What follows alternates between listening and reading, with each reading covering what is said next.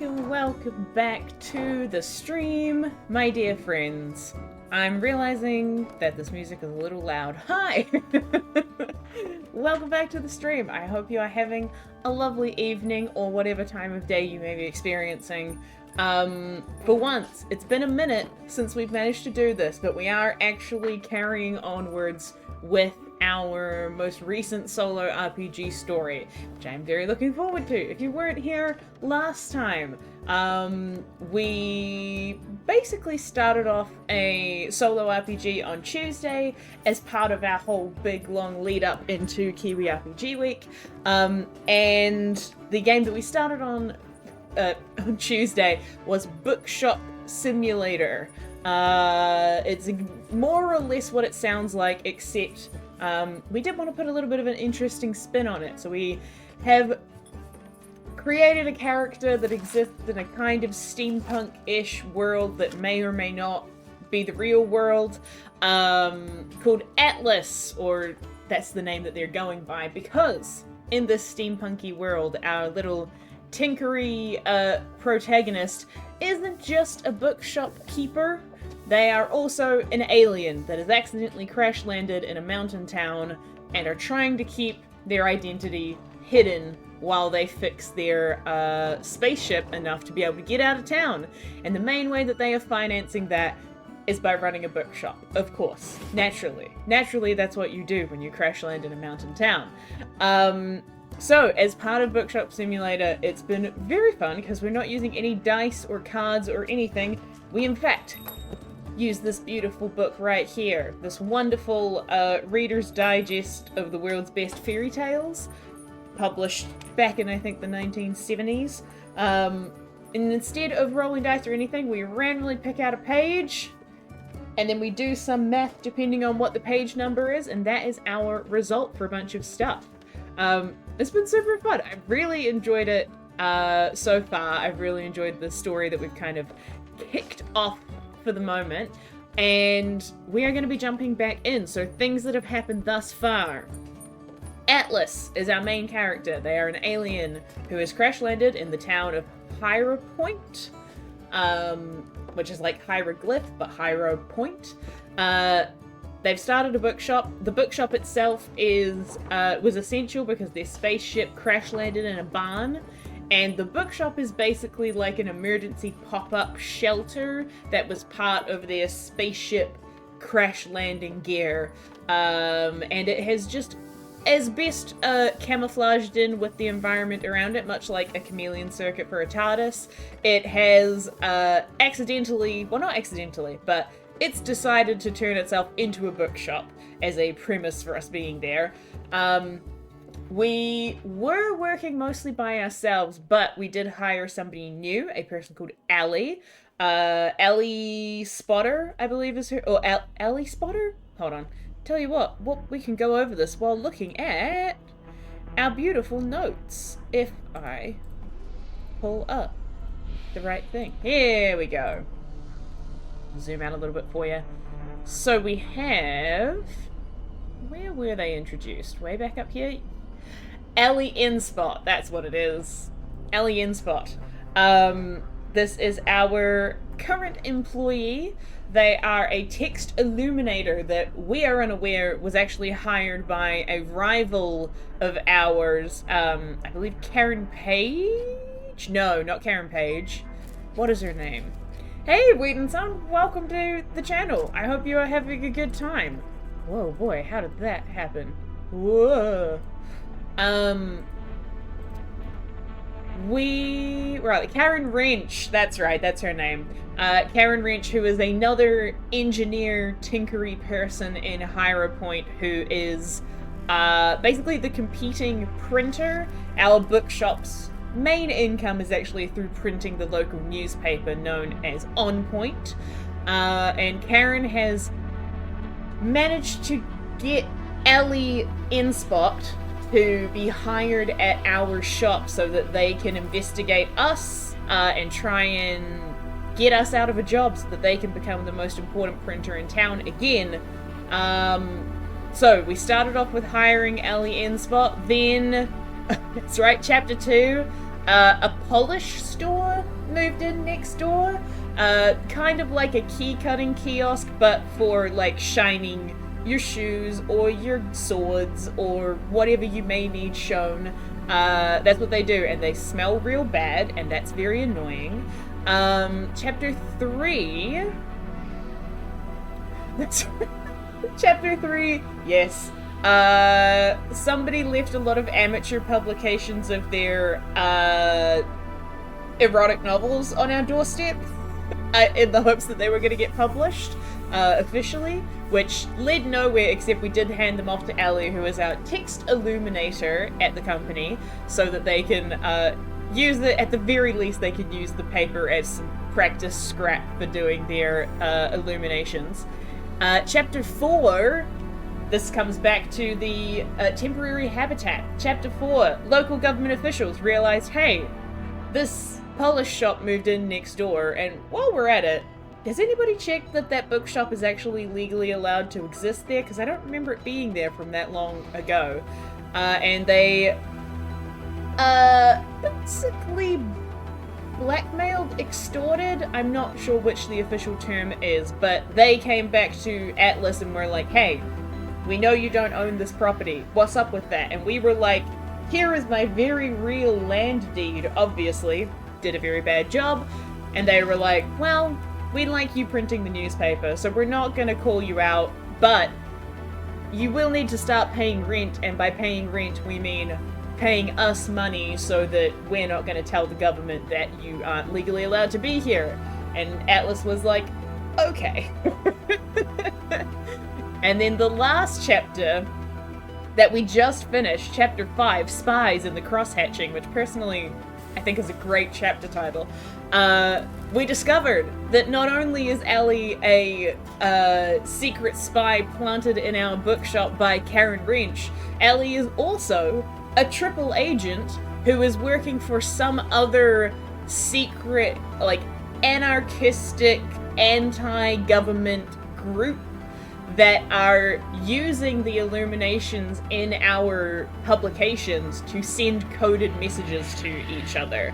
And because we found that out, Atlas, being an alien and mostly concerned with getting their spaceship fixed and getting home, isn't overly concerned with the fact that this is going on, but has decided to put up extra visual recording equipment that is kind of plugged into their spaceship hard drives and such, so that they can keep a closer eye on what Ellie is up to.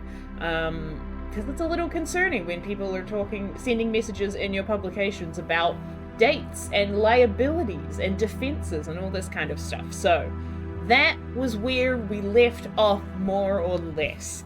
If this is your first time tuning into one of these, welcome. This is basically going to be like collaborative story creating. I'm going to do a lot of the writing on screen that you can see here, but if you got ideas, feel free to chuck them in the chat as we go through the story to see what is going on next. That was a pretty concise debrief on what has already happened. We managed to get through that in like 10 minutes, which I'm happy with. So, I think we're currently on page 11 of 32. My hope is that we might be able to get to the end of this game, or the hour run through of this game tonight. We'll see, because these stories are a little bit quicker to write as opposed to some of the other ones we've been doing where they're like full-on in-character voice journal entries. These are a little bit more concise. So we're going to try and get through as much of it as we can tonight. And thus I will not waste any more time talking about other things. Let's move on to chapter 6. Ooh. You add new merchandise to sell. What is it? A new genre of book? Stationery? Games? Contraband? Something else entirely? I mean... We did get given a bunch of erotic novels that someone wanted.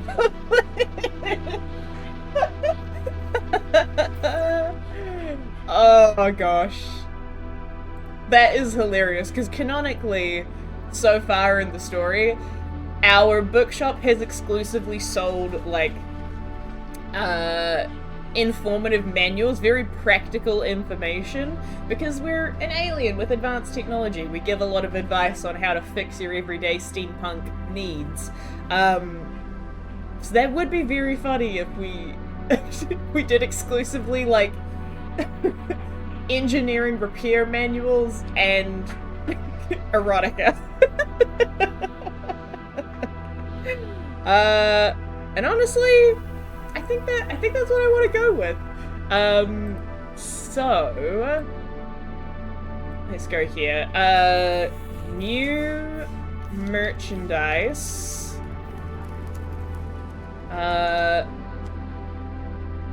Publishing erotic fiction from an unknown local author. Because I don't think we got a name for who was, who gave us the books. A box of amateur publications were directly deposited. Yeah, no. So we never got a name for who was publishing who was handing over the erotic fiction to us, at least. So I think it may be published by an unknown local author. And because you should always pay your artists, I'm also going to include a fraction of sales profits are put aside for safekeeping should the original author reveal their identity to the store. Make sure that everybody's getting their dues. How well does it sell? I mean, this could be a real 50-50. We don't quite know how prudish Hyrule Point is as a city. So let's find out. So the way that a book check works in this particular game is that we are going to pick a random page in this over 800-page book of fairy tales, and then we're going to subtract the last digit of the number from the second to last digit of the number. So if you have the number 152, it's going to be 5 minus 2, which will give you 3, and then that will correlate to whatever outcome we may or may not get. Hopefully this well, I mean, I could go either way of this going well or going terribly. We'll see. Alright, I'm going to close my eyes just for true randomness. Oh, that one. Just hit the cover a little bit. Where are we? And I'm gonna say, let's go left-hand page. So the one closest to me. We are in... Ooh! We're in a story called East of the Sun and West of the Moon, which I don't think I've read before, but we are on page... Oh no. We're on page 626, which means that we get a -4. Oh, no! Oh, no! It requires dusting because nobody picks it up. Oh, that's so heartbreaking. Okay, alright. This feels like now that we were doing... as though we were doing, like, charity in some regard. Okay, there we go.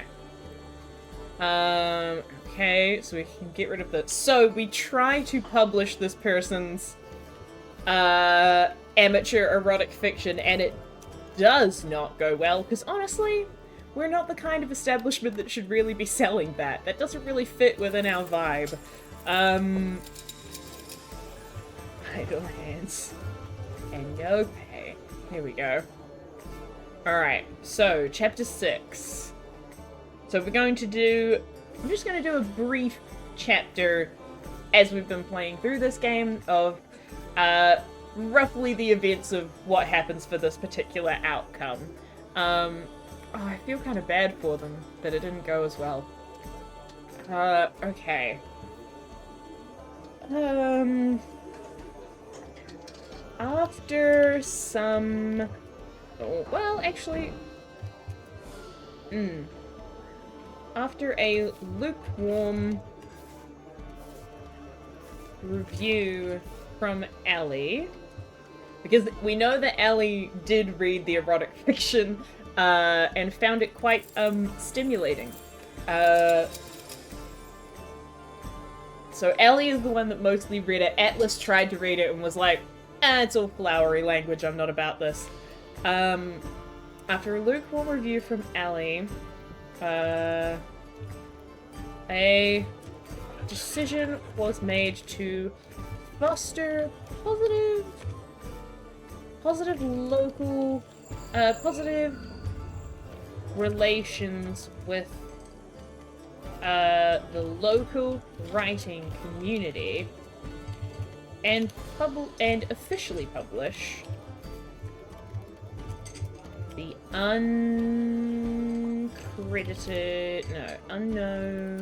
the anonymous erotic fiction that had been left on the bookshop. Our bookshop is called Bookshop. This is a very practical alien naming a lot of these things. That have been left on the bookshop front steps.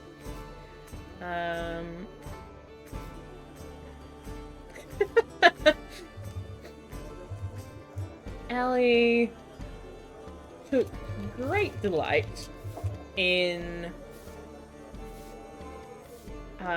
precisely illuminating a handful of volumes in the hopes that a more discerning collector or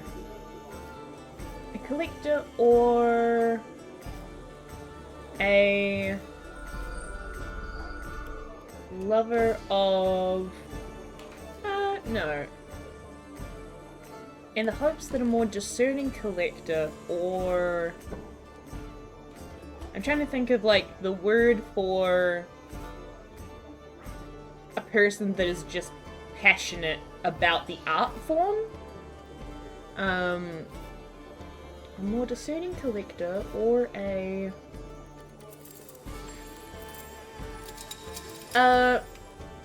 artistic enthusiast. Sure, that'll work. In the hopes that a more discerning collector or an artistic enthusiast might be interested in a volume. Well, might be interested. We already said volume. Don't need to repeat it. However,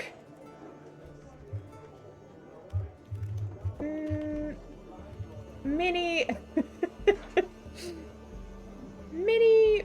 frequenters of Bookshop were largely baffled by the books, by the new addition to the store's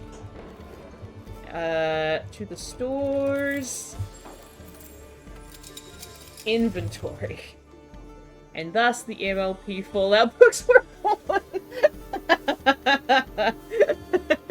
Hey, Flock of Teeth, welcome back to the stream. Oh goodness. We're largely baffled by the new addition to the store's inventory. These new additions, no, these new texts provided little to no practical advice or applications, and in fact, many customers debated the... oh, what's the word? Not veracity. Debated the verisimilitude of the verisimilitude of the more salacious passages. Debated the verisimilitude of the more salacious passages.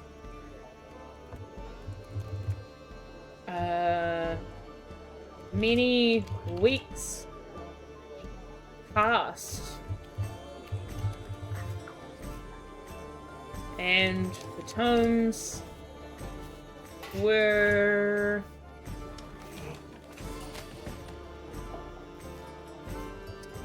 made a gradual descent from pride of place on the new release, on the latest in the latest publication section. In the latest publication section to halfway down the shelves, and were eventually tucked in the front drawer of a the front drawer of a writing desk that largely used for display purposes only. Perhaps on the right occasion, I will scroll down because you can't see it, sorry. Perhaps on the right occasion, a curious customer would inquire about what other varieties of texts Bookshop had to offer. But for the moment, it seemed we do need an erotic book title. Well, we did say Idle Hands because Idle Hands just... I feel like that is kind of fitting for an erotic novel. What is that? Idle Hands, the Devil's Plaything or something like that? Sure, let's go with that. We'll go with Idle Hands. Seems that Idle Hands... But for the moment, it seemed Idle Hands was a text waiting yet to find its audience. Idle Hands, the Devil's Plaything, exactly what I could have mentioned seeing on AO3. Yeah, exactly. That's the kind of vibe I'm picturing for this story. Okay, alrighty. Here we go. Chapter 6. Idle Hands and No Pay. After a lukewarm review from Ali, a decision was made to foster positive relations with the local writing community and officially publish the anonymous erotic fiction that had been left on the bookshop front steps. Ali took great delight in precisely illuminating a handful of volumes in the hopes that a more discerning collector or an artistic enthusiast might be interested. However, many frequenters of Bookshop were largely baffled by the new addition to the store's inventory. These new texts provided little to no practical advice or applications, and in fact many customers debated the verisimilitude of the more salacious passages. Many weeks passed, and the Times made a gradual descent from pride of place into the latest publication section to halfway down the shelves, and were eventually tucked in the front drawer of a writing desk largely used for display purposes only. Perhaps, on the right occasion, a curious customer would inquire about what other varieties of texts Bookshop had to offer, but for the moment it seemed Idle Hands was a text yet to find its audience. Aww. Poor author. Maybe they'll have a chance. Maybe the erotic fiction will come back. What a Chekhov's gun we've set up here. Alrighty. Moving on to Chapter 7. Ooh.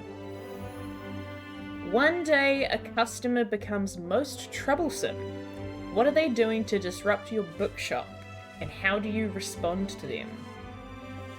Ooh, okay. We're getting a troublesome customer.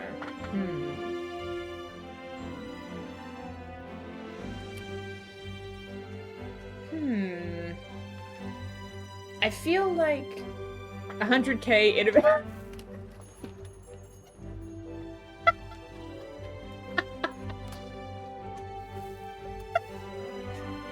Was that actually you putting redacted in the chat, or did the chat do that on its own? 100k enemies to lovers. Redacted, redacted, redacted, redacted, redacted. Fluff hand-holding. Oh my goodness. Okay, good. I'm glad that that was actually you. Alright, a customer becomes most troublesome.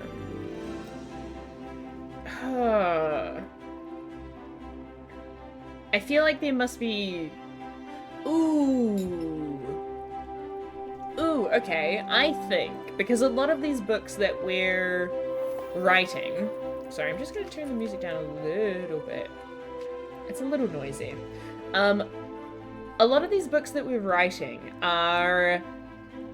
We've largely made technical manuals because we have, as an alien, as a person from space, we've got a lot of technical know-how about a lot of seemingly futuristic technologies. So what I think might happen is that a customer is upset with a technical manual about the maintenance of varying modes of transportation. Is upset about the technical manual because the text accidentally makes reference to a particular component / material that does not exist in the city. I think we've or that, I should say, that only exists on Atlas's home, well, Librera's home planet. Home planet. So, we were writing out an instructional manual for, how to look after buggies and I guess motorbikes, because it's steampunk. And we accidentally made reference to a thing that you cannot use. It's like reading a really old school, cooking recipe, and they reference some ingredient that we do not get regularly anymore. It's like that kind of thing. And so they are frustrated by that because they don't know where to get the thing. How do we respond? What do you mean you don't know what a Steampunk is? Everyone knows what that is. Yes. Exactly that kind of vibe. I think once Atlas has realized that there's a mistake, I feel like we're going to try and be very apologetic and rectify the issue pretty quickly, because if people start asking too many questions about that, then the jig might be up that we're an alien, which is not what we want. I feel like...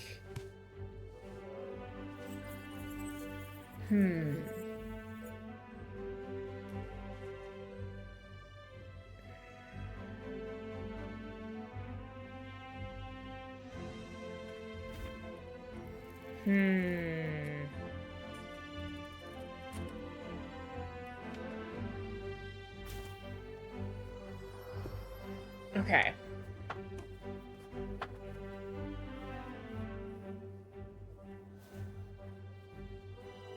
So I think part of this is going to be issuing a retraction, or issuing a, like, recall statement, or maybe just going back, maybe just reprinting the page, actually. That's a thing we could probably do. So, like, going back over everybody that has bought a copy of this book before, and printing out, like, replacement pages for those books. Now, what will go in the replacement page? I feel like... I mean, this is a steampunky world that we're setting up.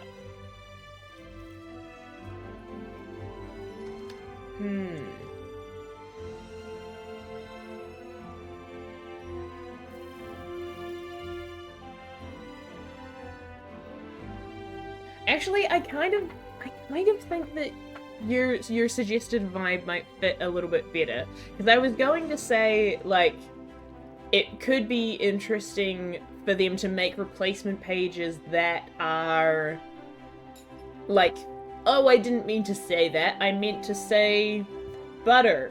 Sorry. Sorry, I got that wrong. Here are all the replacement pages.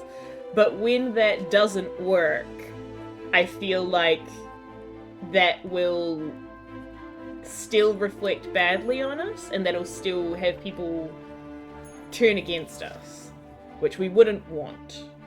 So I do kind of think that maybe instead we lean into the, like, oh, it's an item from a far off realm somewhere around the world, not necessarily that it's from a different world, but yeah, that it's like an exotic substance that you have to get from somewhere else in the world. I think that fits. And perhaps we even suggest procuring an item of it. I think, okay, alright. Response is a 3-step process. 1. Clarifying the... Oh, actually, no. The first step, complimenting the customer on being the first to identify the error, and clearly the most intelligent reader of those passages. Always compliment them first, make them feel like they're super smart. Don't mind me reflecting on my retail days. Compliment the customer on being the first person to identify the error. Clarify that the item in question is in fact an exotic substance from a far-off land that has yet to be popularized in Higher Point.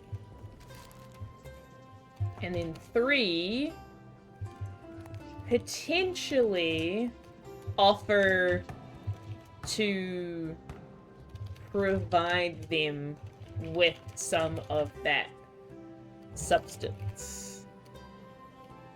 Yeah, I think that's our 3-step process. Tell them they're smart for noticing it. Clarify what the actual thing is.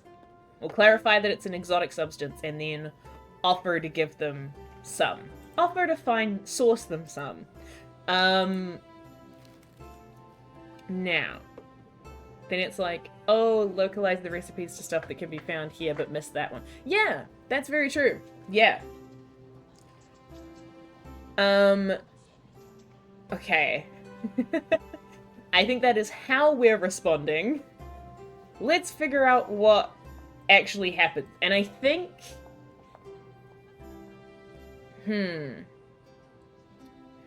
I think if it's either of these bottom 2 options, they swear revenge on you in your book, or they leave grumbling. I think if it's either of those two options, we don't offer to give them the substance, or Atlas doesn't offer to give them the substance. If it's 0 to 6 and they attempt something rash, then I think we offer to source them some to stop them from doing whatever their rash thing is. And I think if they're just straight up appeased, then it's very much just a like, oh, you picked up that mistake, thank you so much for that, let me clarify that this is an exotic substance, I'll try and come up with a localized version. I think that's the breakdown of that. So there's only really one outcome that is like, we messed up and yes, here, have some. Because I feel like Atlas wouldn't want to give away a lot of the resources that they have from their home planet, because that's part of the main stuff that is going to help them, fix their ship so they can get back home. Okay. Let's see. Gonna close my eyes again. Pick a random page. Where is that even? There? And we did the left page last time, so let's do the right page this time. Ooh. Oh, it's a page from Rumpelstiltskin. Oh, whoa! Oh, that's wild. That's so funny. It's actually the page where, Rumpelstiltskin asks the girl to promise him her firstborn child when she's queen. What a page. What a page to have picked. But this is page 533, which means we're just at 0, which means, oh. Honestly, that's so thematic. We got the page where they promised their firstborn child, and now we've got the outcome where we have to agree to give them some of the special substance. Oh, man. Oh, where'd you go?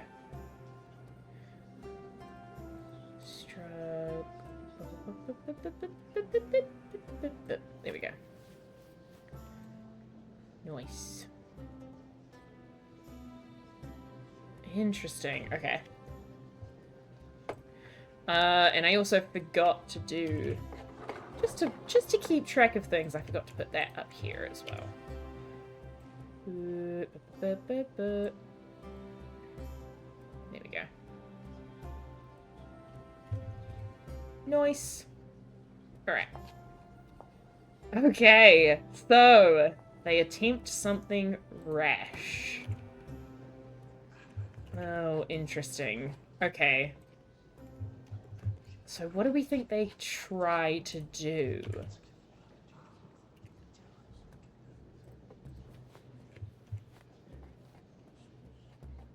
Where are you? Get back over here. Come down this way. Ah!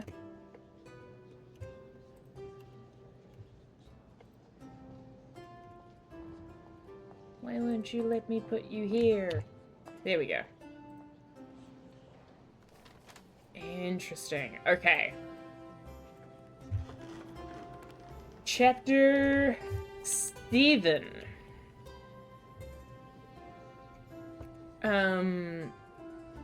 Interesting. Okay. So we try to tell them that it's a substance from a far-off land, and because of that, they try to do something rash. Ooh.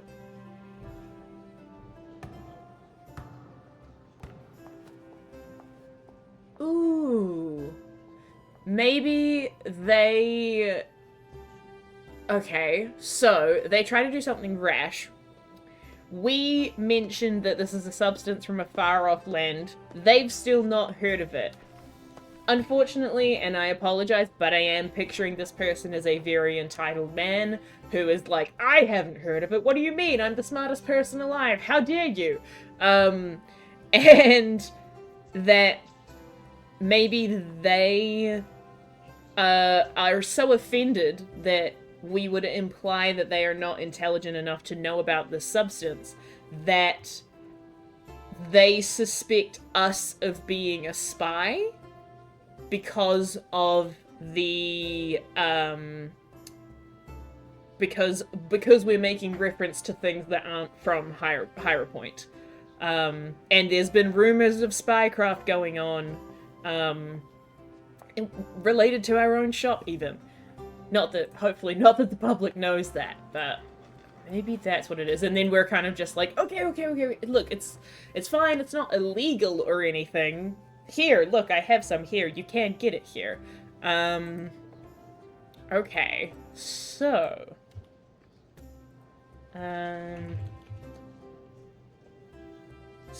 spycraft insinuations. Okay.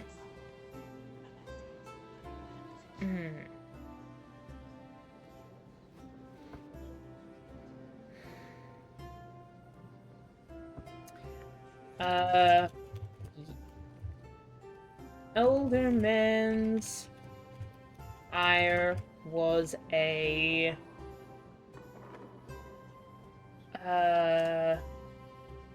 Older Man's ire was a...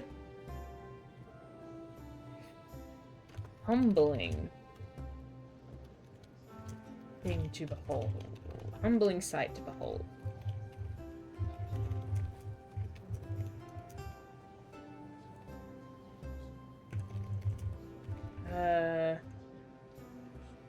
Fury and bluster. Actually, that should all be the same sentence. Fury and bluster. Barely contained behind his brooch. A brooch pinned cravat.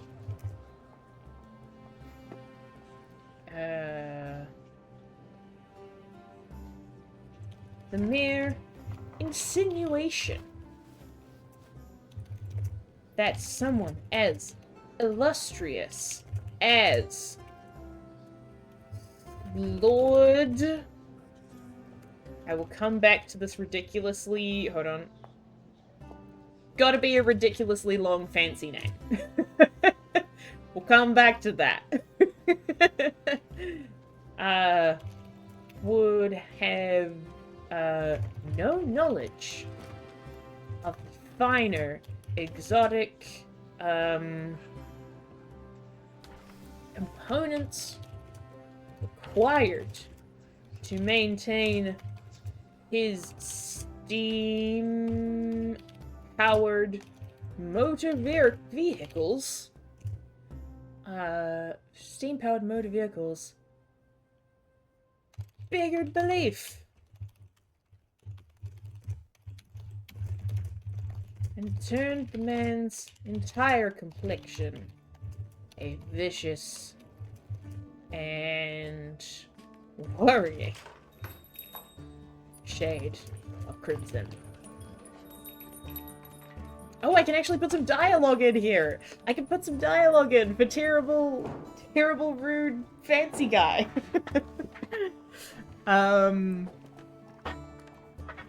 Actually, that's a great way to do the name. Okay, so, hold on.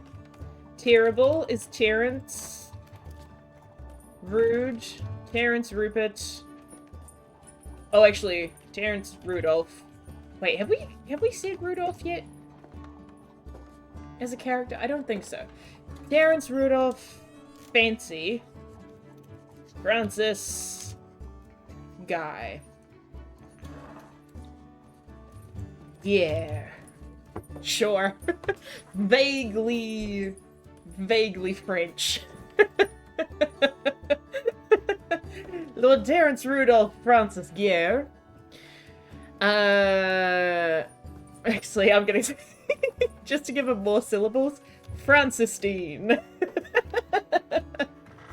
Lord Terrence Rudolph Francistine Guerre would have no knowledge of the finer exotic components required to maintain his steam-powered motor vehicle's biggered belief, and turned the man's entire complexion a vicious and worrying shade of crimson.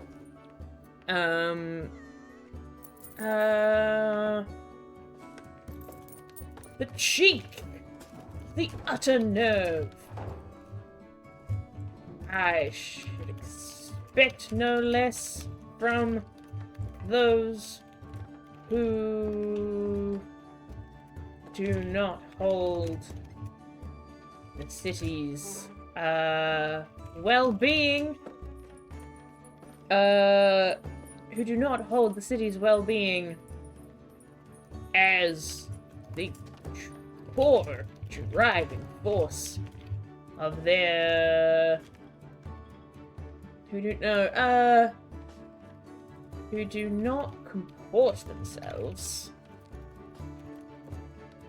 in a manner most benefiting the what did I just say? The well-being of this fine city. In fact, I've no doubt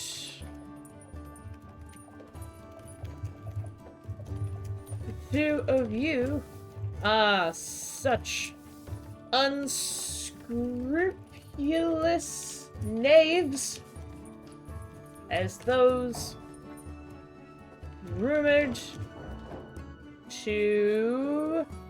Hold on, I'm scrolling up because I'm gonna have to move all of this. Thank you, we're gonna need more space for the very angry man. Okay. No doubt the two of you are such unscrupulous knaves as those rumored to...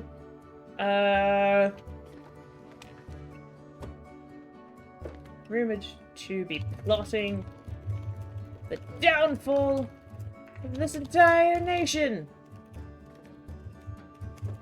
I ought to report your sympathies to the nearest authority. Post haste!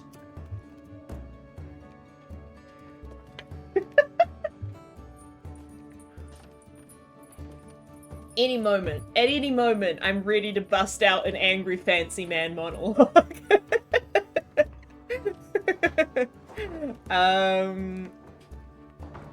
Post haste.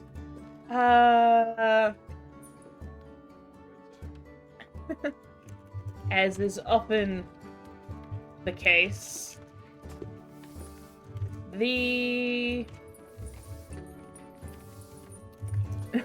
his monocle popped off with rage. Literally, absolutely. 100%. Full, like, God, what era would it be? I guess full Popeye cartoon villain. Steam out the ears. Smoke coming out of his top hat. As is often the case, profuse and insistent apologies and deference were the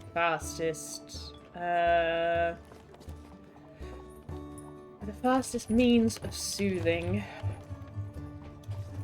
the Lord's temper. Atlas clarified that, of course, such materials were... Amy! Welcome, welcome! Welcome, welcome! We are back! We are back with the Steampunk Bookshop. I hope you are having a good start to your weekend, or a good weekend. Atlas clarified that, of course, such materials were perfectly legal in the great city of Higher Point. And... oh, nice!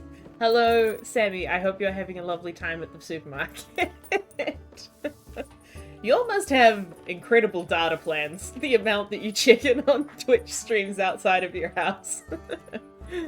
Atlas clarified that, of course, such materials were perfectly legal in the city of Higher Point, and to prove as such, and to prove just that,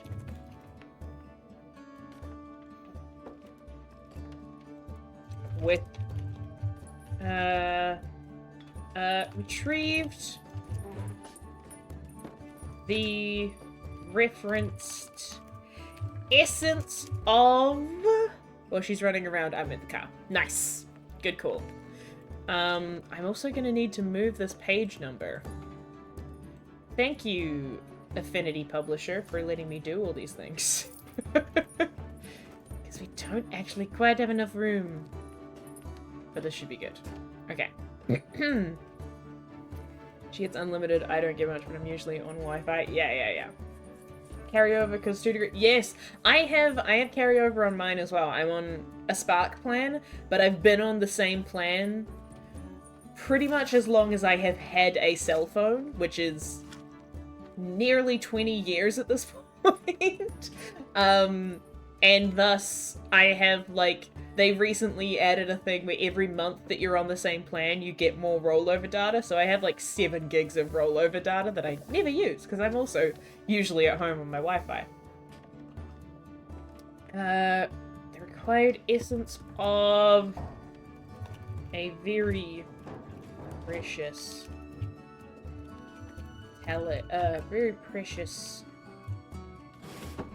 mineral resource. I'm gonna use my fantasy / sci-fi naming conventions here.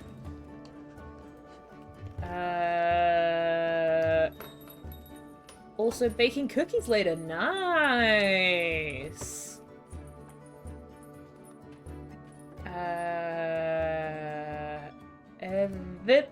Viprin.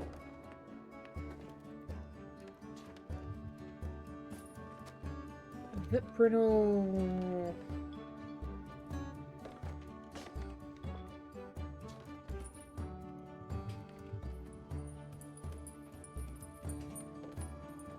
Everprinolok. There we go. Of course, we all know Everprinolok, right? You've all used Everprinolok in your day-to-day maintenance of your electronic equipment. The reference essence of... Yeah, totally, exactly. Gosh, what is the... Yeah, good luck closed captions with that one. To prove just that, receive the referenced essence of Everprinolok. From their own stores. It was only as as Lord Pierre was leaving that Atlas allowed the facade allowed their false confidence to falter. Yet another setback in their mission as they watched the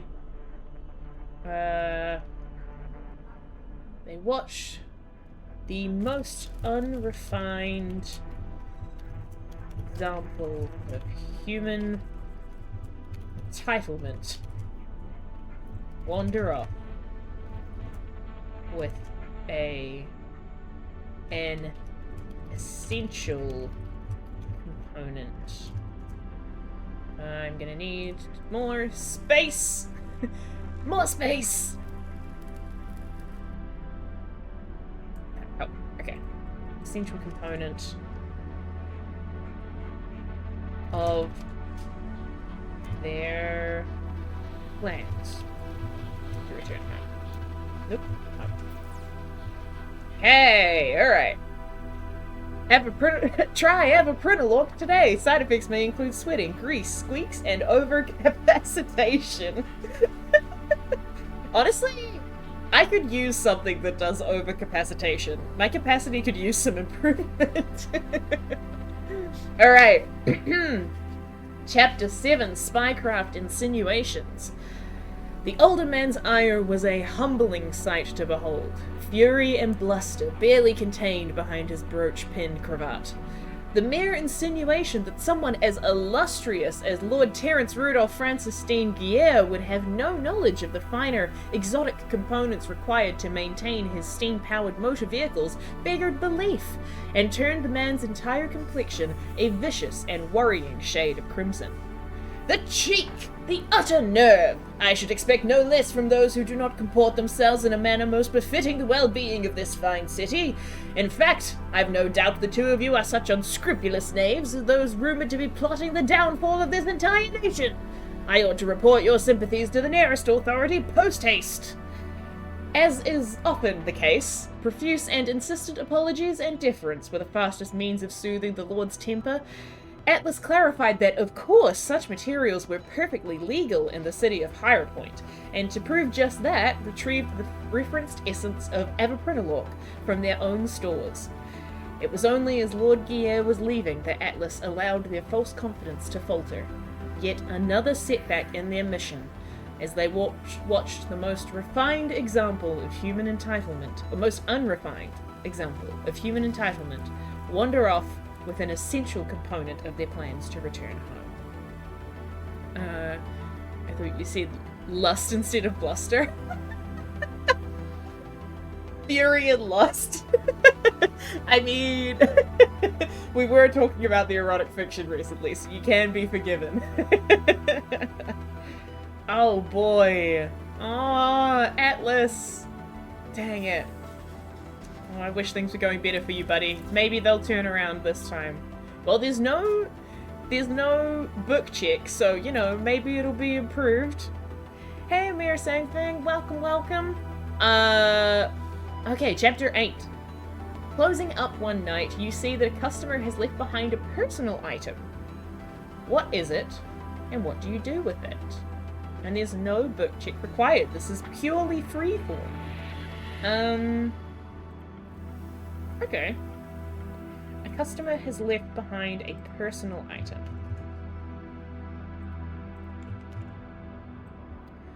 Interesting. I feel like this is a moment for, like, a little bit of a softer moment, a moment of more interpersonal connection, rather than big bluster. A customer has left behind a personal item. What is it? What do you do with it?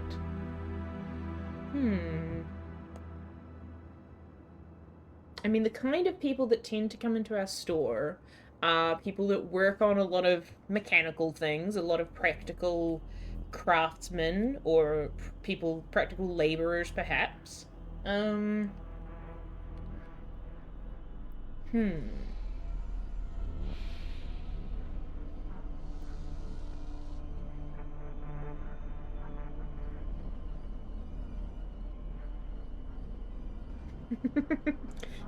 The only things that are coming to mind are examples of, like, romantic tokens, and that's not quite the vibe I want to go for just yet. Oh, actually, maybe, like, because we are in a steampunk world, maybe it's like a walking cane or something.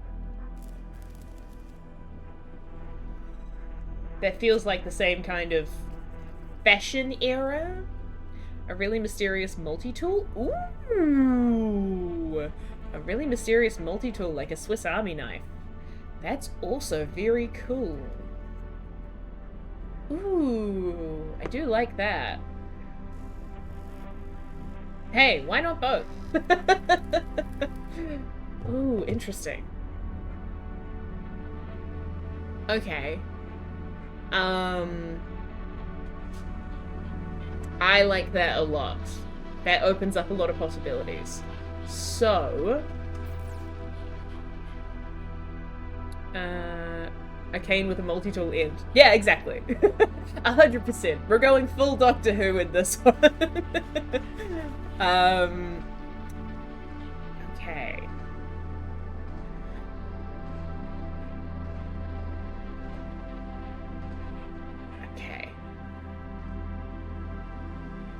I'm really getting stuck on a chapter title, but it's fine. I will get there. Chapter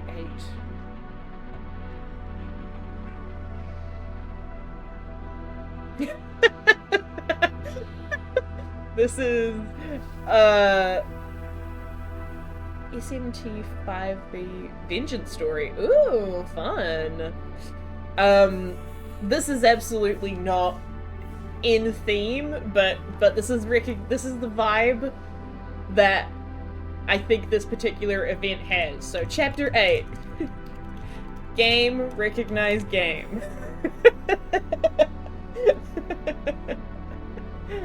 I think that's what this story is going to entail. Okay. This might be a bit of a longer one.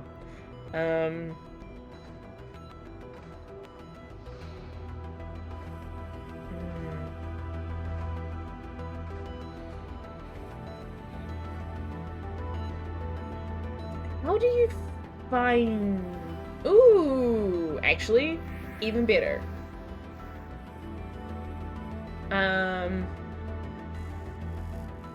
A multitude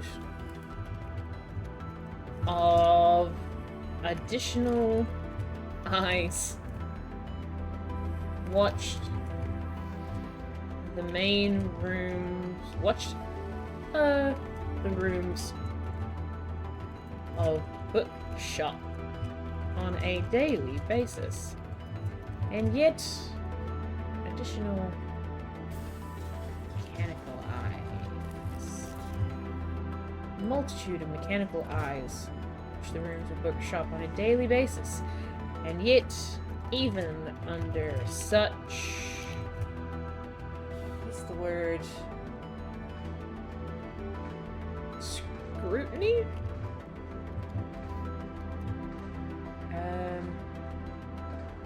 The simplest of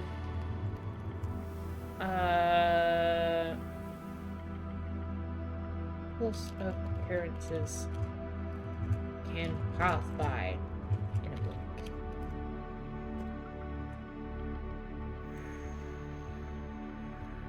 Long after while closing the doors, long after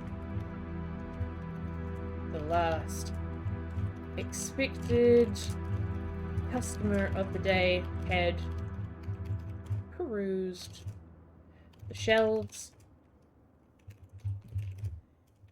Atlas became aware of a curious tone intermittently catching their ear.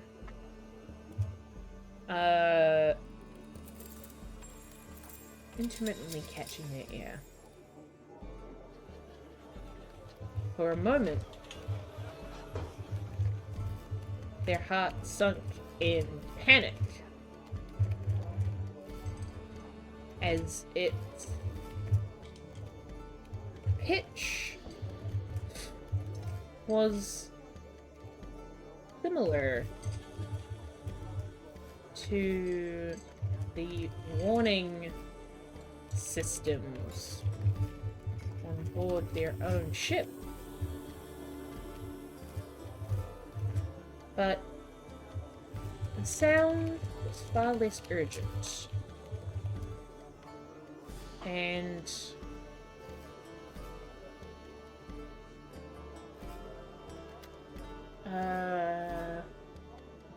emanated not from the largely crushed rear warehouse, but in fact an object in the main display room.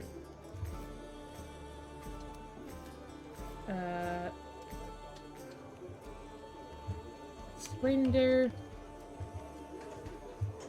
well-crafted cane stood propped against the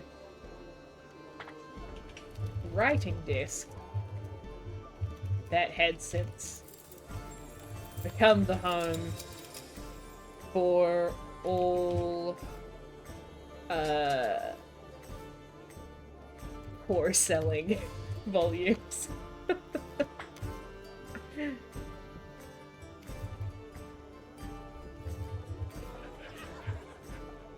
The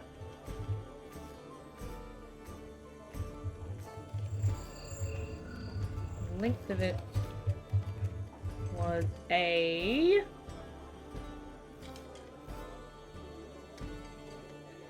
I think I'm gonna pick this just because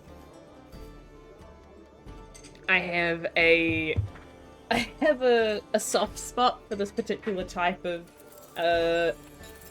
wood, so why not throw it in here as well? Was a sturdy, polished tiger wood. Rings of light and dark swirling down. Swirling from the silvered tip, the silvered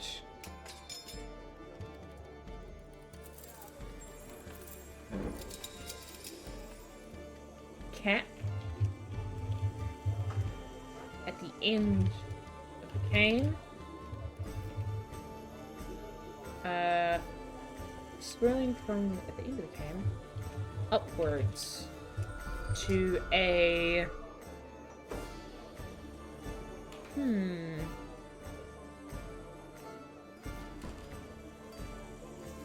what's the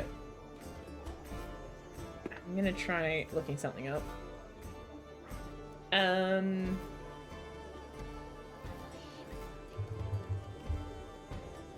3D. What's a weird number of sides for a shape to have? Let's go with a 9-sided shape.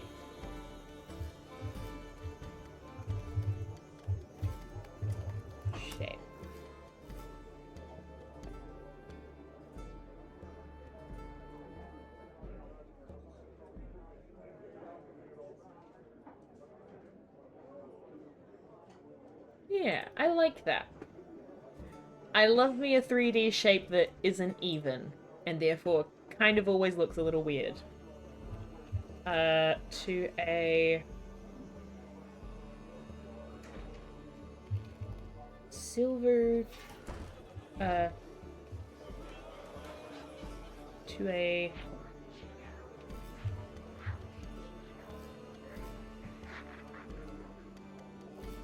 swirling from the cane upwards. A 9-sided shape. Same material. That constituted, sure. It's called the head of the staff, right? Or the cane. That's what you refer to, like the part at the top that you hold. I'm pretty sure it's called the head. Constituted head.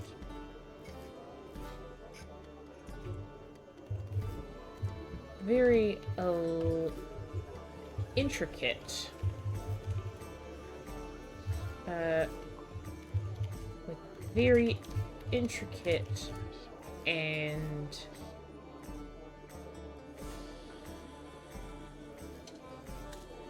very intricate designs inscribed across the plating.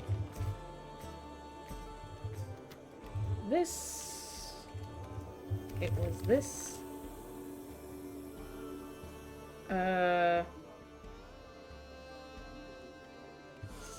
This component of the item, which was emitting a strange beep that first drew Atlas's attention.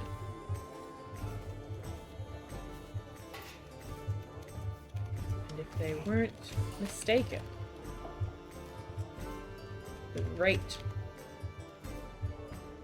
said noise was very slightly increasing.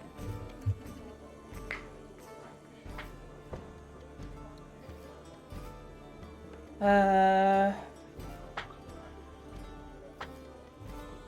course, there was something to be done in the immediate, aside from perhaps holding the item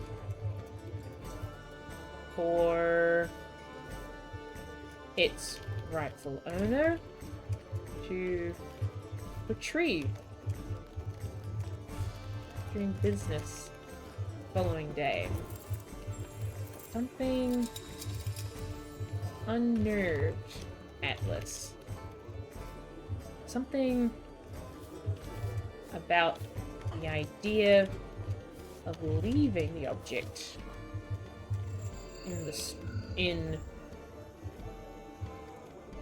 Bookshop overnight unnerved Atlas.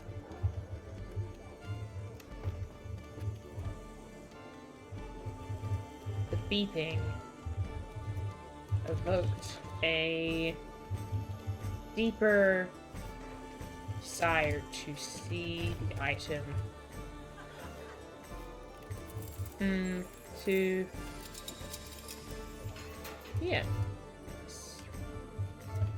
item returned.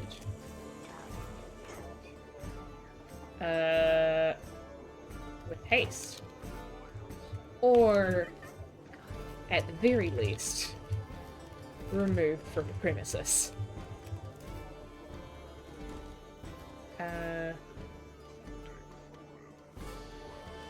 Thus, Atlas gathered their coat,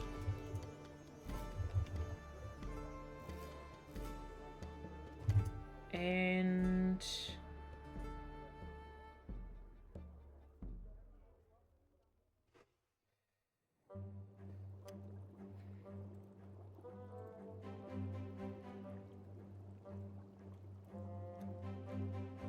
thus Atlas gathered their coat and left the store.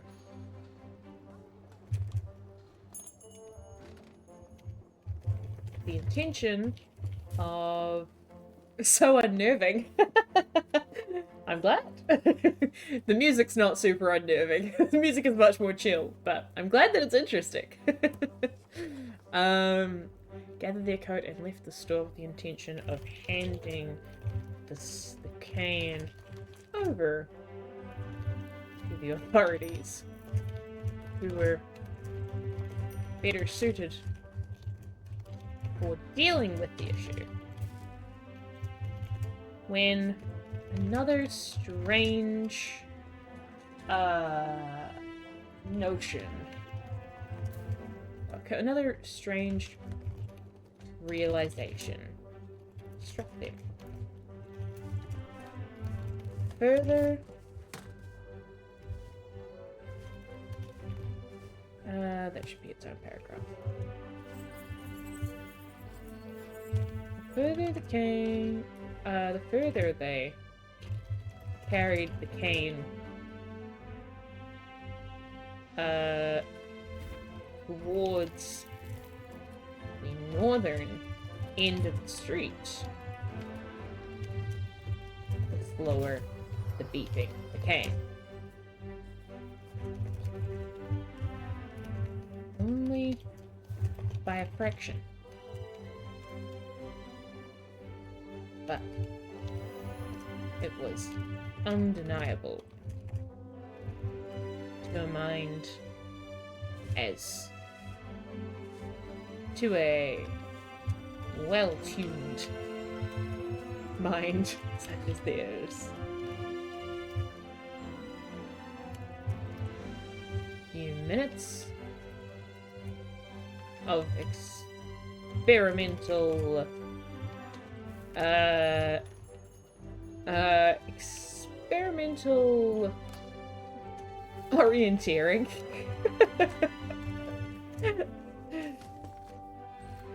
Confirmed a deeper suspicion. The beeping was not a warning.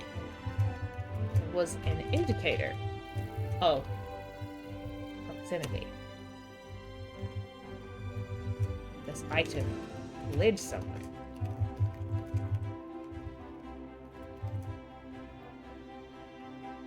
And undoubtedly, the noise meant its owner was looking for it. I'm gonna move this out and get more space. I told you this would be a long one. I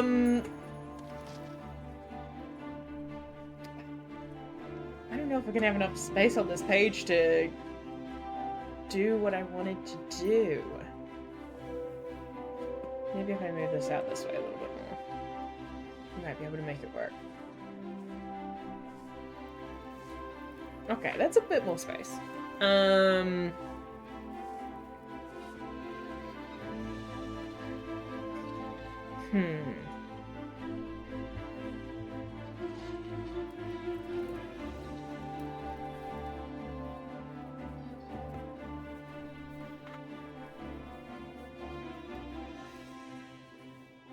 Spurred beyond their typical reticence. No, by the spurred beyond their typical they are, what is the word for it? Reserved nature. By a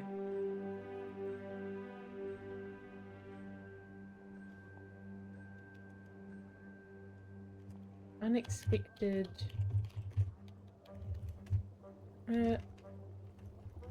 spirit beyond their typical move by pure curiosity.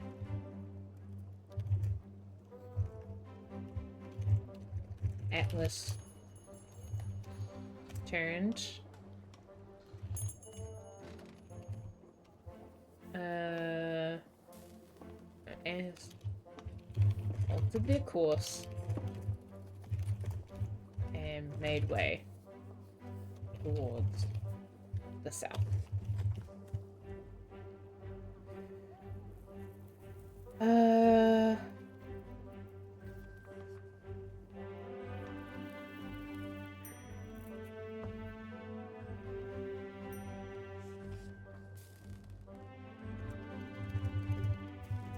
As long as Atlas had already spent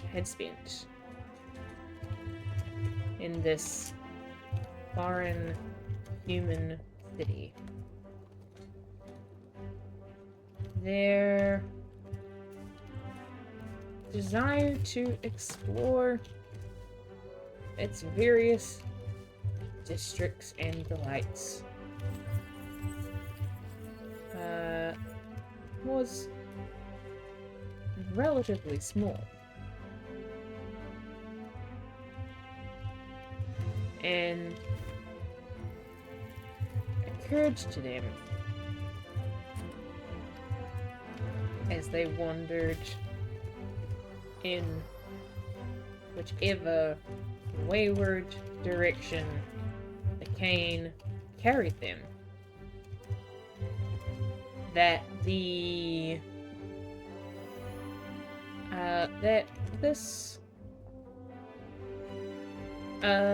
that their path led through many areas of the city that they had not had reason to fully appreciate before. Bracing mountain air.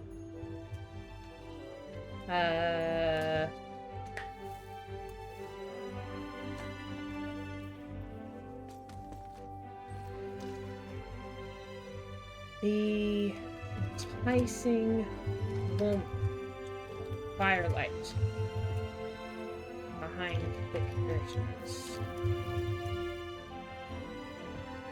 The chittering chatter of folk wandering the streets themselves. Bones cold in the night.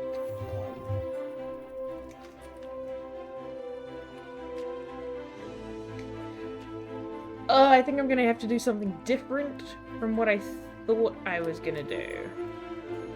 Purely because of page space. Because we are really pushing the bounds of that.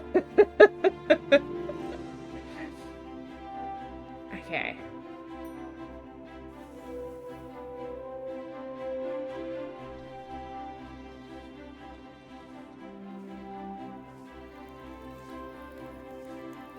So enraptured.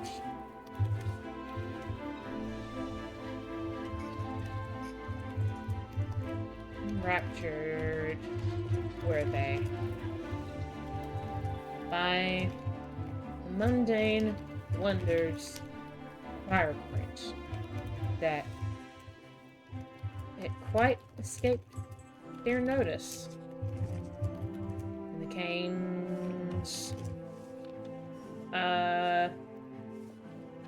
guiding, beeping at ceased.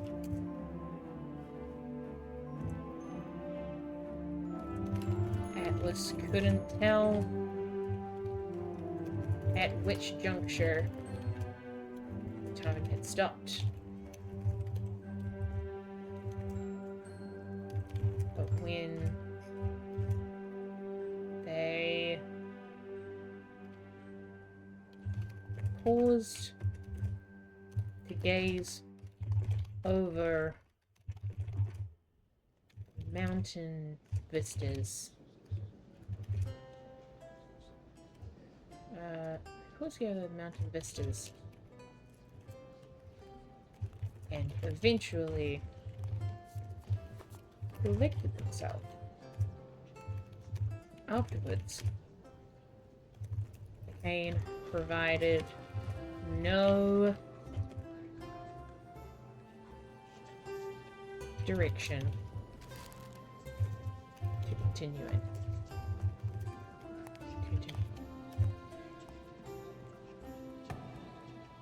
Kane provided no direction. A bittersweet twinge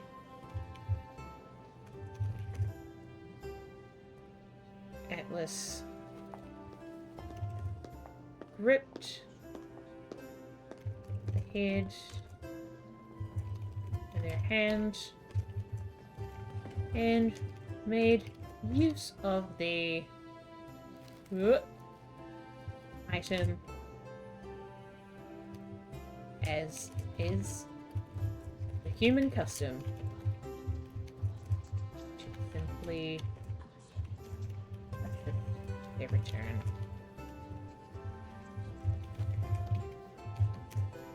Okay. This is a much longer one. Oh goodness. Alrighty. So, game recognized game did not quite turn out how I thought it would, purely because of page constraints. But you know, you work with what you got, and I kind of like I could add another page in there, but I kind of like that little extra curveball for myself, that I've got to fit whatever weird idea I'm coming up with, I have to fit it on the actual page that we're given. So, this is Chapter 8, Game Recognize Game. A multitude of mechanical eyes watched the rooms of Bookshop on a daily basis, and yet, even under such scrutiny, the simplest of occurrences can pass by in a blink. While closing the doors long after the last expected customer of the day had perused the shelves, Atlas became aware of a curious tone intermittently catching their ear. For a moment, their hearts sunk in panic, as its pitch was similar to the warning systems on board their own ship, but the sound was far less urgent, and emanated not from the largely crushed rear warehouse, but in fact an object in the main display room. A slender, well-crafted cane stood propped against the writing desk that had since become the home for all poor-selling volumes. The length of it was a sturdy, polished tigerwood, rings of light and dark swirling from the silvered cap at the end of the cane upwards to a 9-sided shape of the same material that constituted the head, with very intricate designs inscribed across the plating. It was this component of the item which was emitting the strange beep that first drew Atlas's attention, and if they weren't mistaken, the rate of said noise was very slightly increasing. There was little to be done in the immediate, aside from perhaps holding the item for its rightful owner to retrieve during business the following day, but something about the idea of leaving the object in Bookshop overnight unnerved Atlas. The beeping evoked a deeper desire to see the item returned with haste, or at the very least, removed from the premises. Thus, Atlas gathered their coat and left the store with the intention of handing the cane over to authorities who were better suited for dealing with the issue, when another strange realization struck them. The further they carried the cane towards the northern end of the street, the slower the beeping became. It was only by a fraction, but it was undeniable to a well-tuned mind such as theirs. A few minutes of experimental orienteering confirmed a deeper suspicion. The beeping was not a warning, it was an indicator of proximity. This item led somewhere, and undoubtedly the noise meant its owner was looking for it. Spurred beyond their typical reserved nature by pure curiosity, Atlas altered their course and made way towards the south. For as long as Atlas had spent in this foreign human city, their desire to explore its various districts and delights was relatively small, and it occurred to them, as they wandered in whichever wayward direction the cane carried them, that their path led through many areas of the city that they had not had reason to fully appreciate before. The bracing mountain air, the enticing warmth of firelight behind thick curtains, and the chittering chatter of folk wandering the streets themselves, bones cold in the night fog. So enraptured were they by the mundane wonders of Higher Point that it quite escaped their notice when the cane's guiding beep had ceased. Atlas couldn't tell at which juncture the tone had stopped, but when they paused to gaze over the mountain vistas, and eventually collected themselves afterwards, the cane provided no direction. With a bittersweet twinge, Atlas gripped the head in their hand, and made use of the item, as is the human custom, to simply assist their return home. Nice. Alrighty, that was a long one. But I like it. So there's some sort of proximity mechanism within the cane, and presumably whoever owns it is a little bit of a tinkery person as well, and is looking for wherever they left it. There is some sort of, like, the equivalent of, those, like, keychain things that you can get. But, like, that combined with, like, a radar, kind of. That they tried to use to try and discover it, but eventually the beeping stopped. Maybe the batteries ran out, maybe the person stopped looking for it, who knows. Maybe it'll come back, maybe it'll just be a weird thing that we never reference again. Let's see. Okay. Oh no! Chapter 9. A local busybody wants to prevent you from selling books they disapprove of. What are their methods and how do you thwart them? Oh no. Oh. Okay, so here's the question. Are they a busybody that... I mean, because my first thought is, you know, a prude that doesn't like erotic fiction and is trying to get us shut down because we tried to publish that? Or is it a person that doesn't like us publishing technical manuals? Which could also be a thing. But like,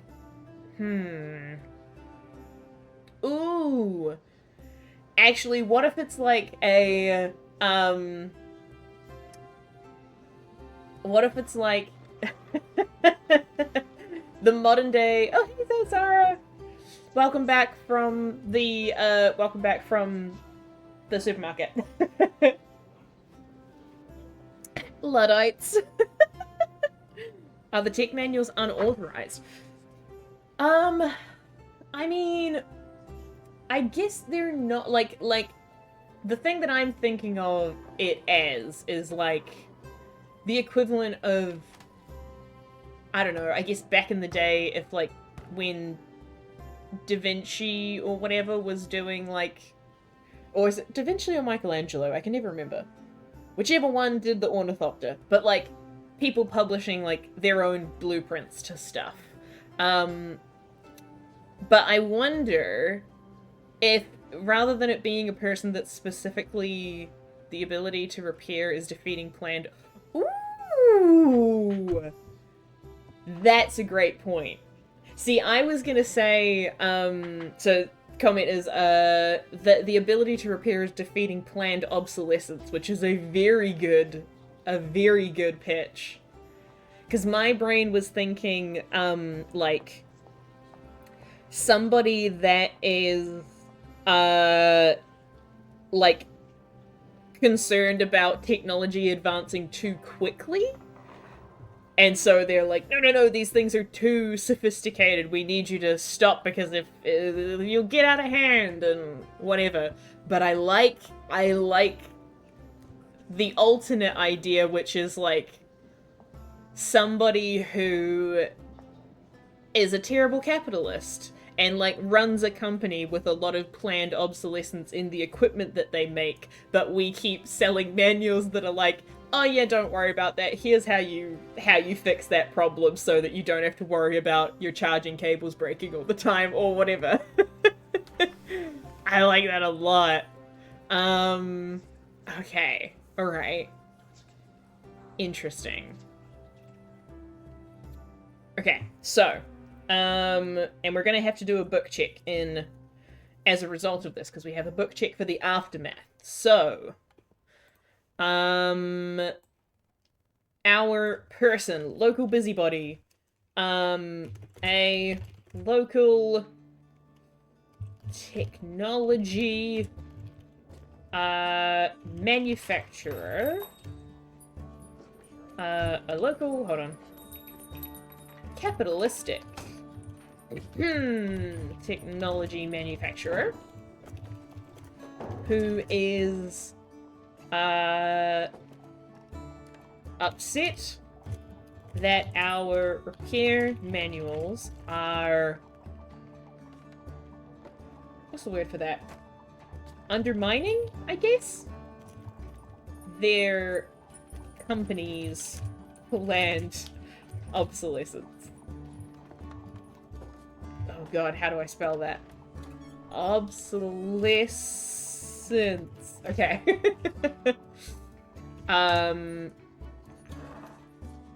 What are their methods? Okay, so that's what they're upset about. What are their methods and how do we thwart their methods? So what do they do in response to us publishing that and how do we thwart that?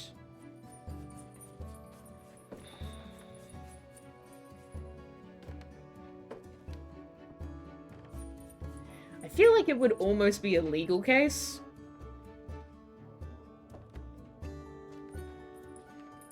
For someone to be like... Which is weird. That's a weird left turn to suddenly take in this vibe, but like, to just randomly do a court case. But I feel like that's what it would be. It would be like, like a copyright matter almost, or like a patent matter, where they're trying to get us to stop publishing these materials, but we would have to be like, no, these are generic, this is generic advice, it's not specifically about your product. If it happens to fix your product, but that's your problem. But I'm just talking about all sewing machines. I'm not talking about your sewing machine specifically. Yeah. I feel like that's what it would be. Which is a bit of a weird pull, but hey, we haven't gone there yet, so why not? So company attempts to sue us for violation of copyright in publishing works that depict their equipment without their express permission.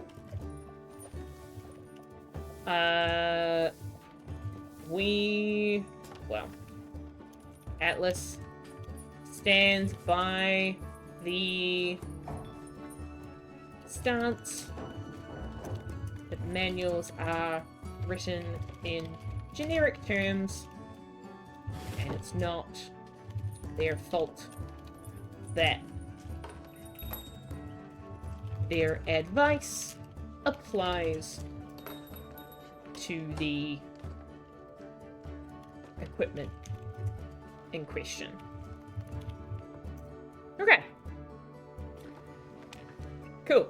So that's what it is. It's a pretty straightforward legal case, but we've still got to roll to see how well it goes. So, what is the aftermath? Perform a book check. You are wholly triumphant. You win, but with an ominous sign they'll return. They win with a something victory. I don't know what that word means. Or they are wholly triumphant. Okay.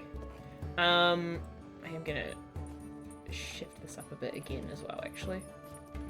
Because I've noticed that I need to take up a lot of space for stories. Alright. Book check. Book check time. I'm gonna close my eyes. And we're gonna go...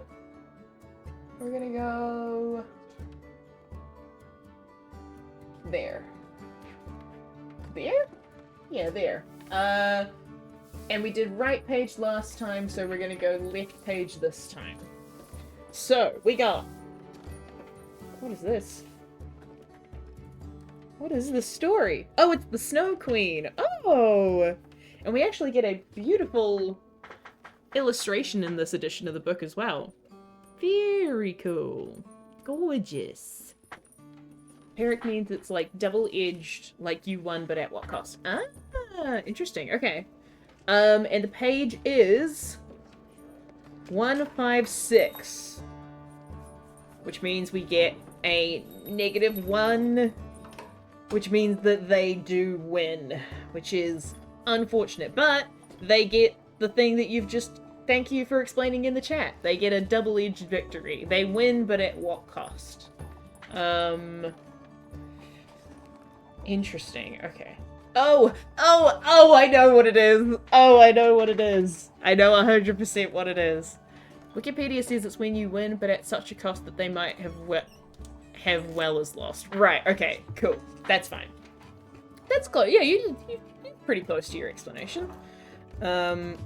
Okay, great. I know what this is. Yay! Bad outcome for the capitalists. Okay. So we're at chapter 10? Chapter 9. Okay. Chapter 9.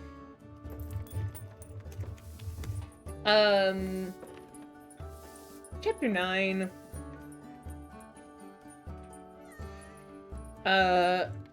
Such a devastating toll that it is tantamount to defeat. Gosh, tantamount is a great word. That's very true. Such a devastating toll that it is tantamount to defeat. Okay. Alright.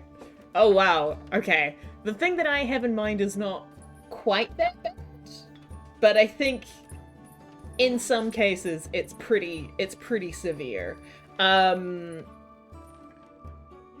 I'll write it, and if you think that we should write a harsher outcome for the company, then feel free to let me know.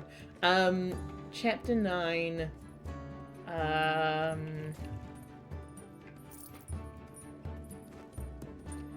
Chapter 9. What is the chapter that? Litigation. Never paid.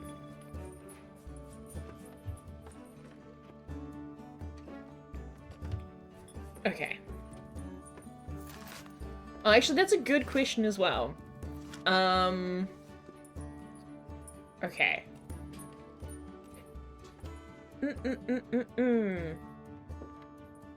Okay. I'm gonna do something real quick, because I'm gonna duck away, because I, do need to just fix one thing real quick. So I'm gonna run a very quick ad break. Gonna be like 2.5 minutes real quick, but while I am doing so, have a think in chat, have a think about what you think, what kind of equipment do we think this horrible capitalist company has, is in charge of developing or producing. Have a think on that, and I will be back momentarily after a very quick ad break to see your lovely suggestions. So, back in a bit.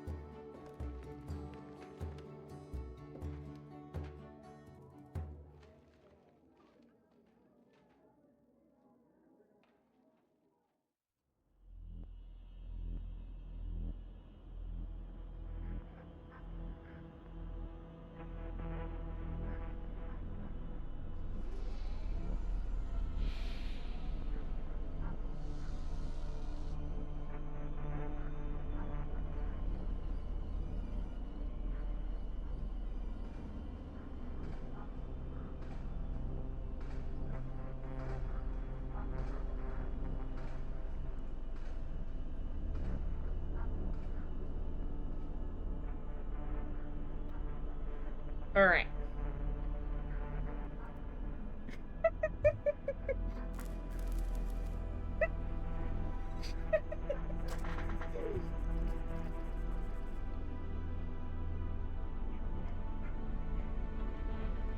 Goodness.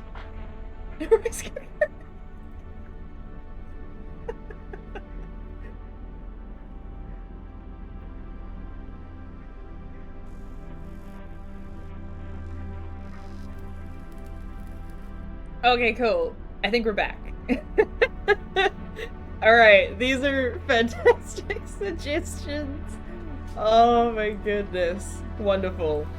We got steampunk Roombas, those goggles that everyone wears in steampunk cosplay, or a rice cooker. Oh, amazing. Personal massager, but I think the publicity would be too beneficial to the company.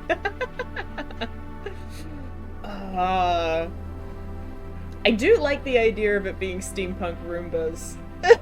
I just like the idea of steampunk Roombas. little clockwork vacuum cleaners. Wonderful. Okay. Steampunk Roombas, I think I'm gonna go with. Or like, they're like, because they're steampunk, so there's steam involved. It's like the steampunk, they're Roombas, but they do the job of those, like, rug doctor machines, so they, like, full, like, deep clean your carpet.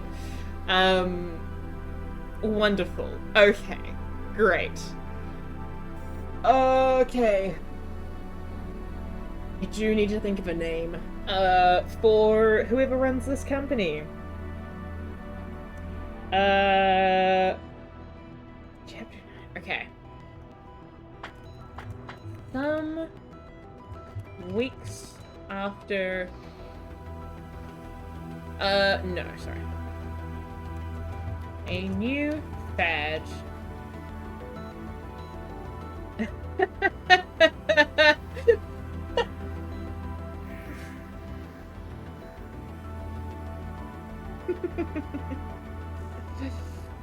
Head swept through Pyro Point. And mopped. And vacuumed. And generally cleaned floors. Stupid. Stupid. Like a tiny circular train. Oh, that's amazing. Okay.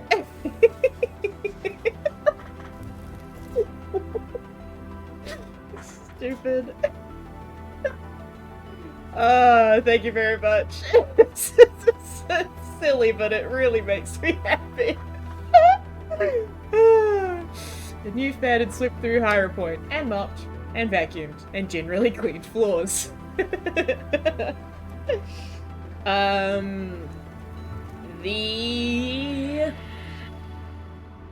Ooh. Dirt Defier. 5,000 was the latest home maintenance trend to take the city by storm and get many. Reminds me of the Goon Show. A man walked into the room with a military bearing which he lost in the air and caught. Oh, I like that. She tossed in the air and caught. That's nice. That's a good line.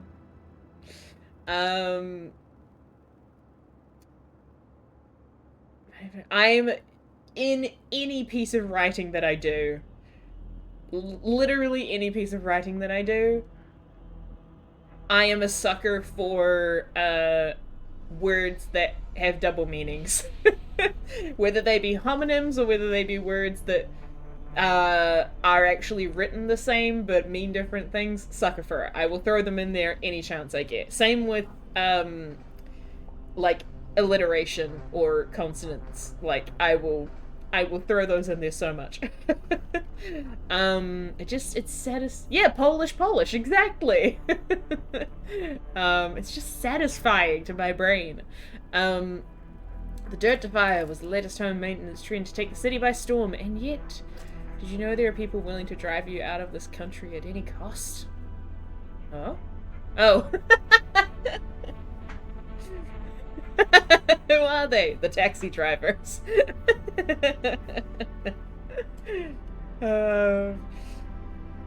Yet many frustrated patrons were crowding Bookshop's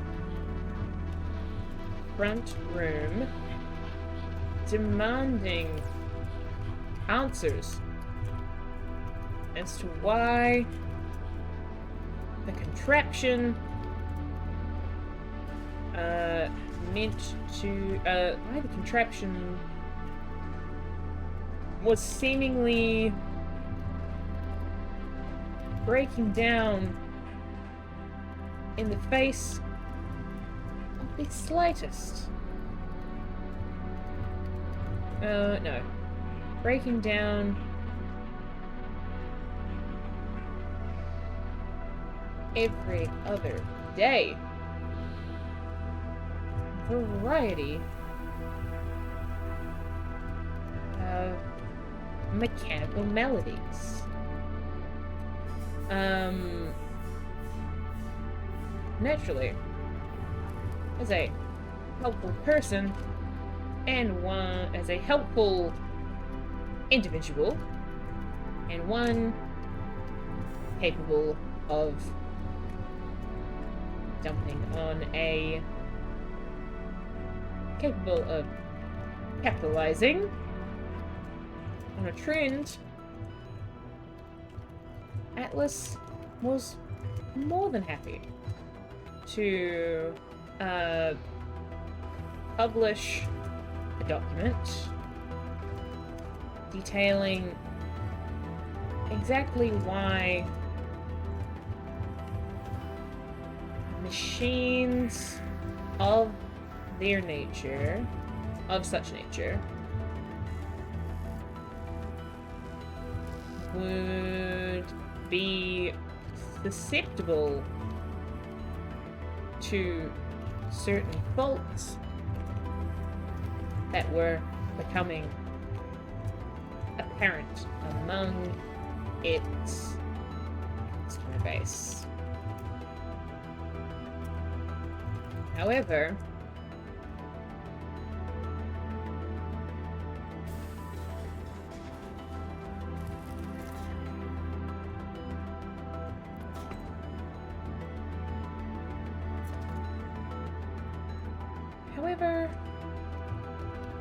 it's not always so simple to share the truth. And the publication of said manual, of said advisements, the publication of advisements infuriated the manufacturer, the Dirt Fire 5000's manufacturer.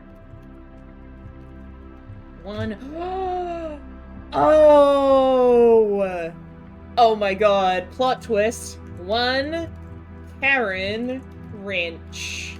Dun dun dun! It's our rival! It's the evil rival that was trying to be the printers before us. Dun dun dun! One Karen Wrench.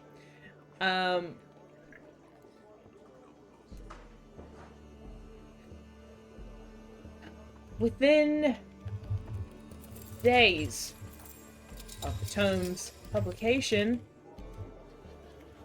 Karen sent terse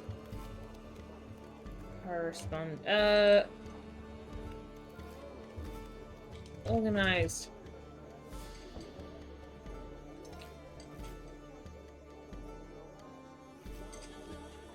an official letter, official solicitor's note insisting Bookshop cease publication of their repair manual, or of the, did I say dirt? Yeah, Dirt to Fire repair manual. And in fact, refrain from printing any publications that involved her copyright, involved products that she produced under her patent. Under her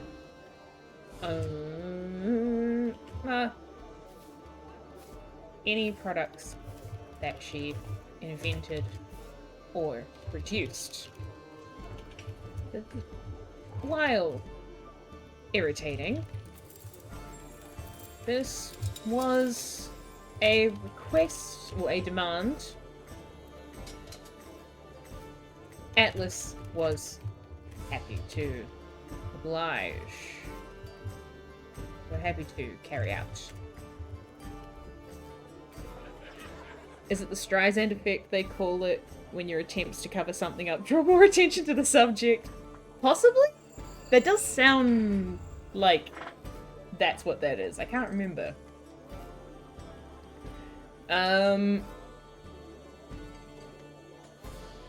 This was a demand Atlas was happy to carry out. For the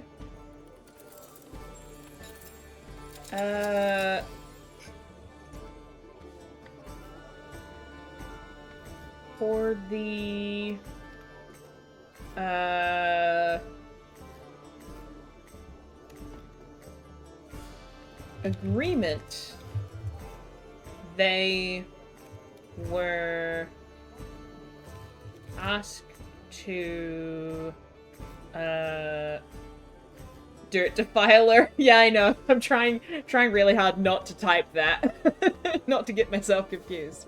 The agreement they were asked to follow was not as tightly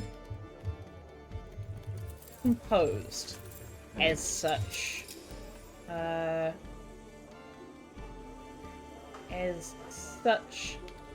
Litigation, no, as such, was not as tightly composed as such matters should be. By pure lack of scope, by pure misunderstanding of scope, the agreement meant that Bookshop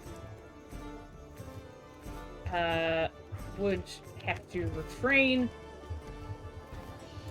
from printing any positive publications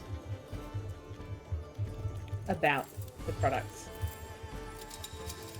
as well, including omitting any planned advertisements that the establishment may have published in On Point, the city's most popular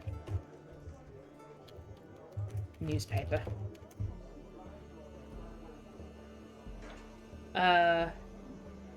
What a shame.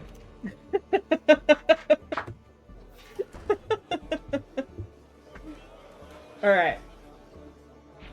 There we go. Still a little long for what it is, but that's fine. So, here we go. This is Chapter 9. Chapter 9, Litigation Never Pays. A new fad had swept through Hira Point, and mopped, and vacuumed, and generally cleaned floors. The Dirt Defier 5000 was the latest home maintenance trend to take the city by storm, and yet many frustrated patrons were crowding Bookshop's front room, demanding answers as to why the contraption was seemingly breaking down every other day, for a variety of mechanical maladies. Naturally, as a helpful individual and one capable of capitalizing on a trend, Atlas was more than happy to publish a document detailing exactly why machines of such nature would be susceptible to certain faults that were becoming apparent among its customer base. However, it is not always so simple to share the truth, and the publication of said advisements infuriated the Dirt Defiler 5000's manufacturer, one Karen Wrench. Within days of the Times publication, Karen had organised an official solicitor's note insisting Bookshop cease publication of the Dirt to Fire repair manual, and in fact, refrain from printing any publications that involved products that she invented or produced. While irritating, this was a demand Atlas was happy to carry out. For the agreement they were asked to follow was not as tightly composed as such matters should be. By pure misunderstanding of scope, the agreement meant that Bookshop would have to refrain from printing any positive publications about the product as well, including omitting any planned advertisements that the establishment may have published in On Point, the city's most popular newspaper. What a shame. There you go. That's what immediately jumped to my mind. So they did technically win. Karen Wrench did technically get what she wanted, but because of the way that she worded her case, it also means that Bookshop, that is in charge of printing the local paper, can't print advertisements for any of her stuff. Which is gonna not be great for her as a businesswoman. What a shame. Whoa! Okay. Sorry, I've just noticed the thing. You can't see it yet because it's not on screen, but Chapter 10 is interesting. Let's have a look at Chapter 10. You discover a small hidden room you didn't know was part of the shop. How do you use it? Wild. Okay. Huh. And I don't think there's any... Yeah, there's no book check with this one, so it's just this prompt. Interesting.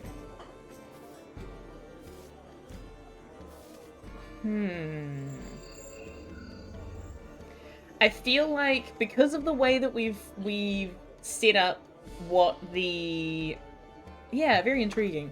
Because of the way that we've set up the bookshop as being the, like, emergency shelter thing from Librera's home planet, I feel like either... Well, actually, I think it could be both of these things. I feel like it's maybe like a basement room that is either underneath the bookshop or underneath the warehouse where the spaceship is crashed. Yeah. So it's like a basement space, but how do you use it?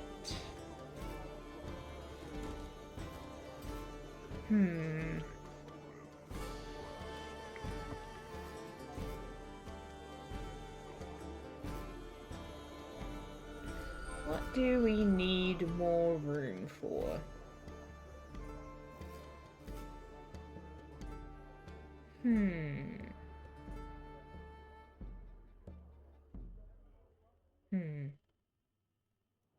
Collecting spaceship parts? Yeah. Yeah.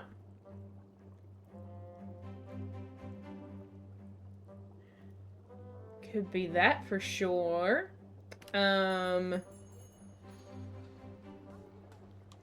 Ooh. Maybe it's like,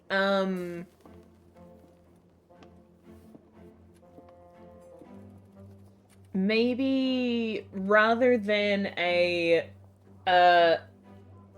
like parts necessarily, well, kind of like parts, like if they need to forge things or refine them or whatevs. Yeah. Extra books. Yeah, could also be that. What I'm thinking is like, if instead of, it being parts, maybe the ship is eventually going to need, like, a jump start? Like, maybe it needs a big power source, and so, like, a basement is a good place to start building that kind of battery or that kind of engine to, like, jumpstart it when it's going to come back to launch time. Because they need something that's not as easy to, like, stumble across as kind of a warehouse is or can be. And I kind of like that. I feel like that's a nice little contained thing. Okay. Cool. go with that.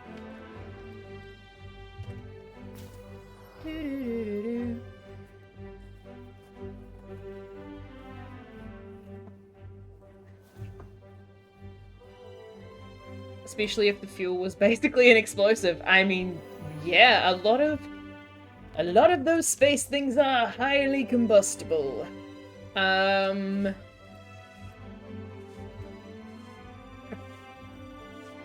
feel like there would be regulations. Yeah.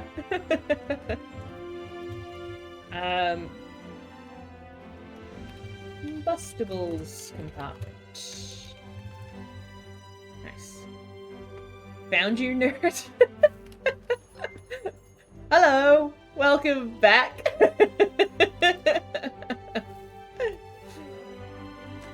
Okay. This might not be that long of an entry, actually, though. But I like that. This is like where the engine is going to be. Well, where a big power source is going to be built. Whether that's like an engine or a battery, or like, you know, whatever weird Star Trek style power source we need to refine in order to get the spaceship going again. Okay, combustibles compartment.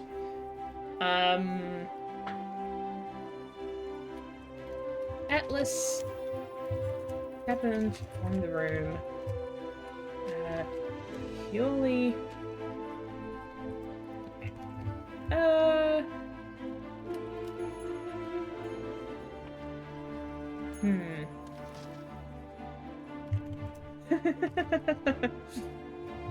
When Atlas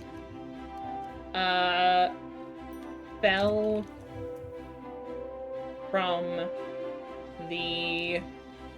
You can't say the top of a hull, right? Because I think a hull is the bottom of a ship.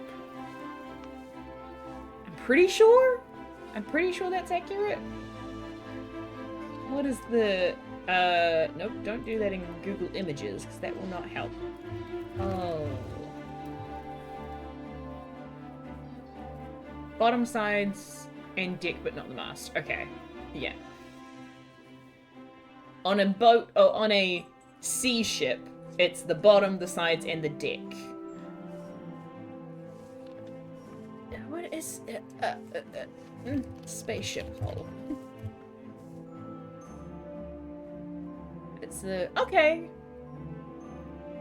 Yeah, so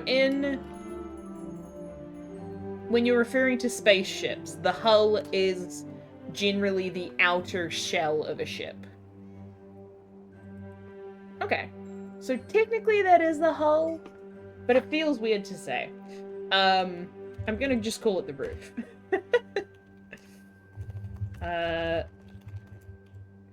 Spaceship.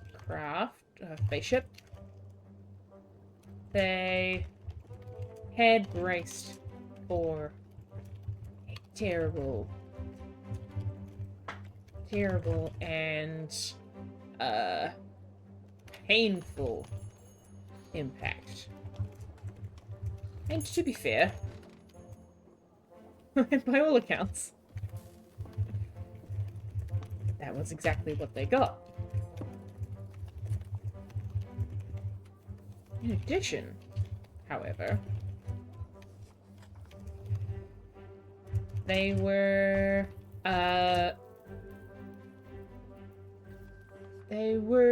gifted not one fall, but two, as the patch of wood paneling, a patch of floorboards, their body struck. The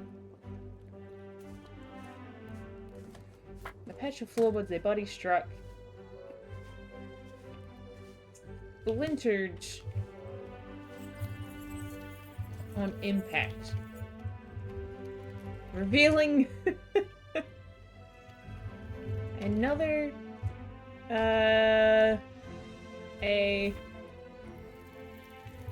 another cavity together, which they then proceeded to hit the floor off.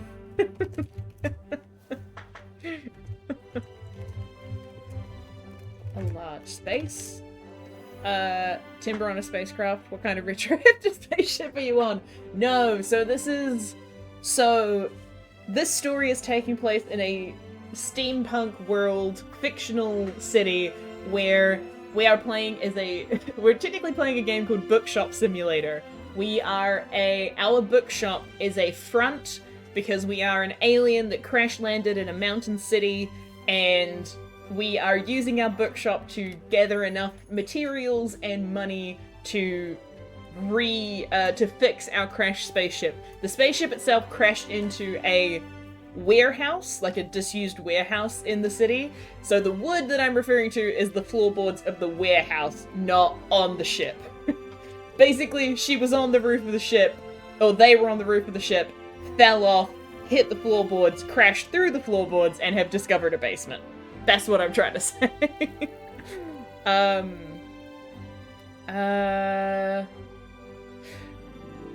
It wasn't a large space. Perhaps half the size of the already cramped warehouse level above it.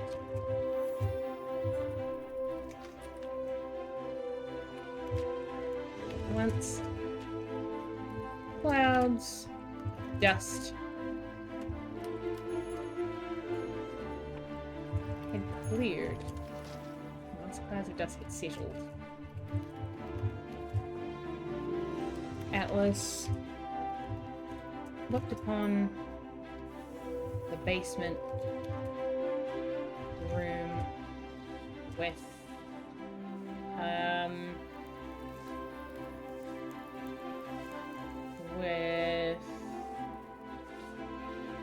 looked upon the basement room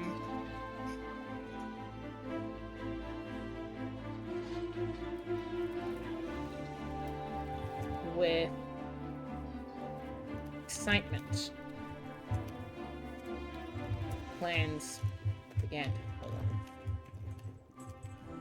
Of all the elements, they were confident in acquiring and repairing.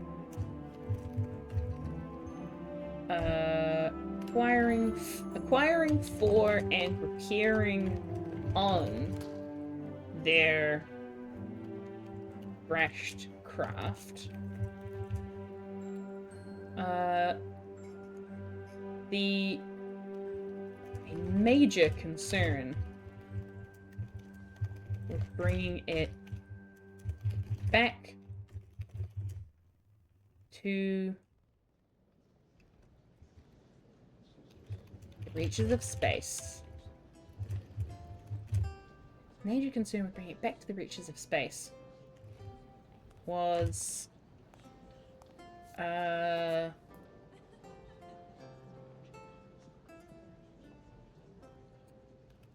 gathering enough power for the spaceship to launch again.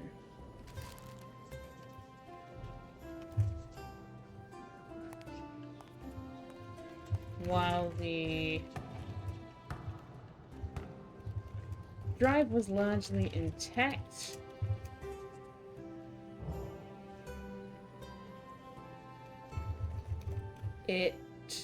while the flight drive,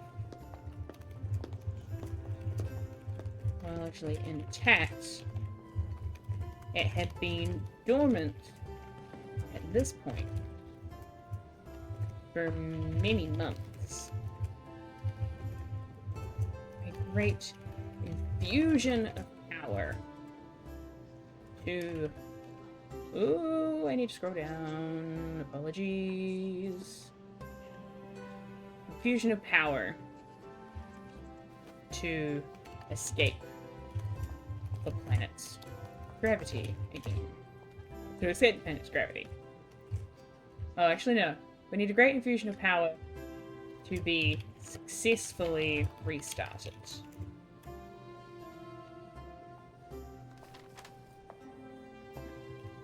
This underground space could provide the perfect direct and sheltered location. Sheltered could provide sheltered could prove to be the perfect direct and sheltered location to begin assembling a power source of such capabilities. Whether Atlas's endeavors to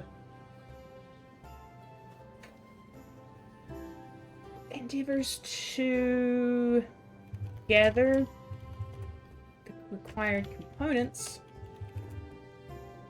would be as fortuitous as stumbling upon area had been remained seen. Alright. Cool. Nice. Chapter 10. This is a nice little chapter for what's going on with this hidden room. Chapter 10. Combustibles Compartment.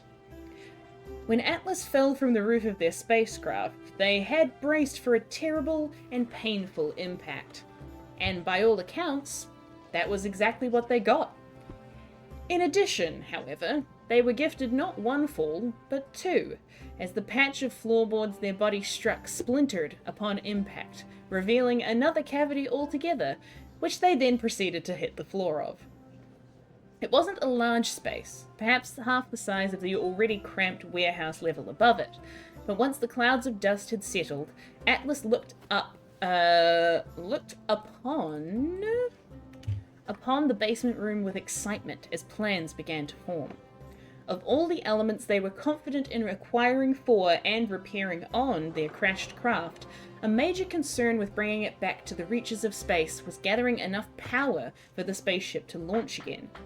While the flight drive was largely intact, it had been dormant at this point for many months and would need a great infusion of power to be successfully restarted.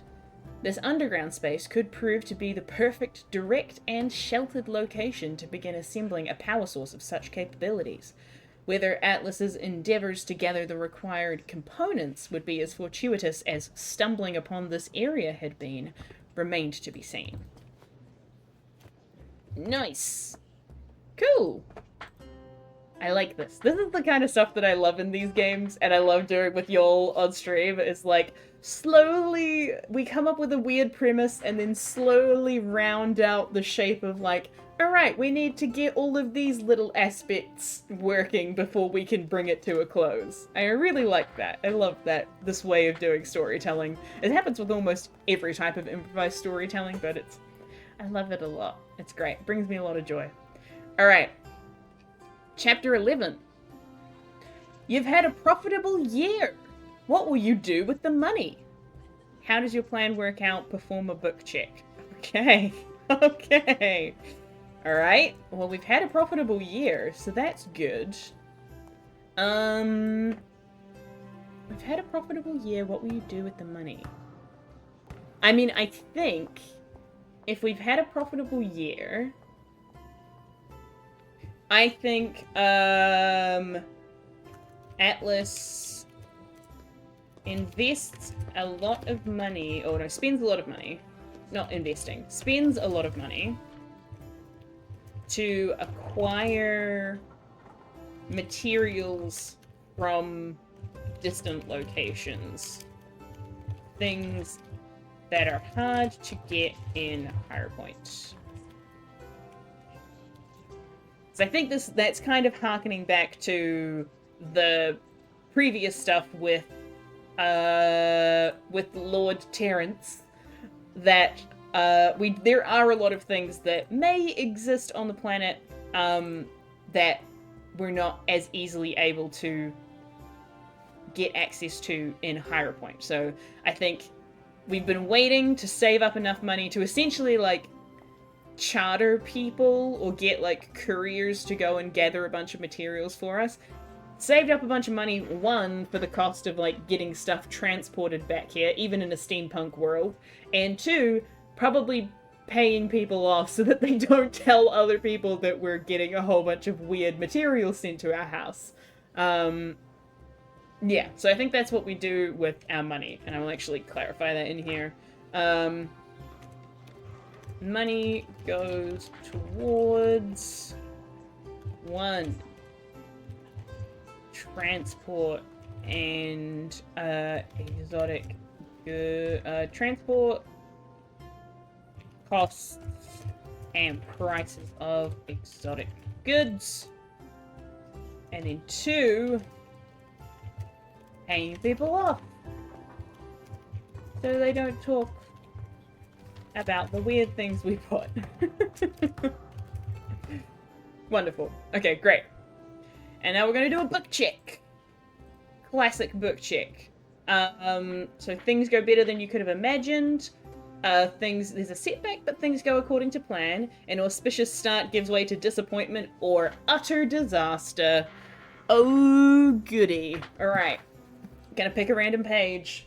I have to make sure that I move my hand up and down, because if I move it side to side, then I know that I'm gonna be like, this way is the low numbers, this way is the high numbers, even though it doesn't quite work like that. But I'm gonna do up and down, and I'm gonna go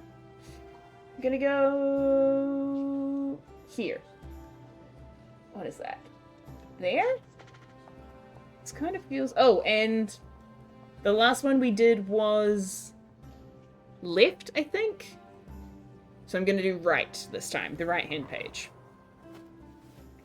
Oh, it's the magic carpet! Oh, lovely! That's cool. Oh, no. Oh, no!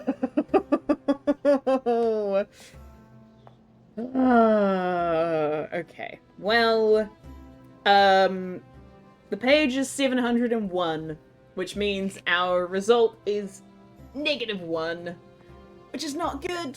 That is an auspicious start that gives way to disappointment. Oh, no. Okay. Yeah, that's cool. Oh, no. That's unfortunate. Okay. I think I know what that will be, though. Because that's not an utter disaster. Which I think really what that clarifies for me is like, I don't think we're found out. Like, I don't think anybody reveals information about us. I think it just means that the expedition doesn't go well.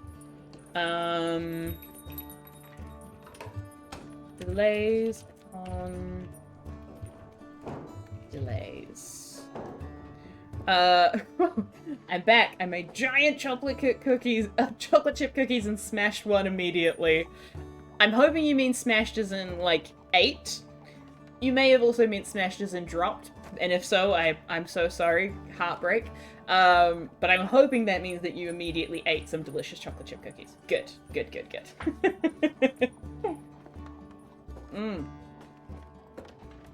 Wonderful.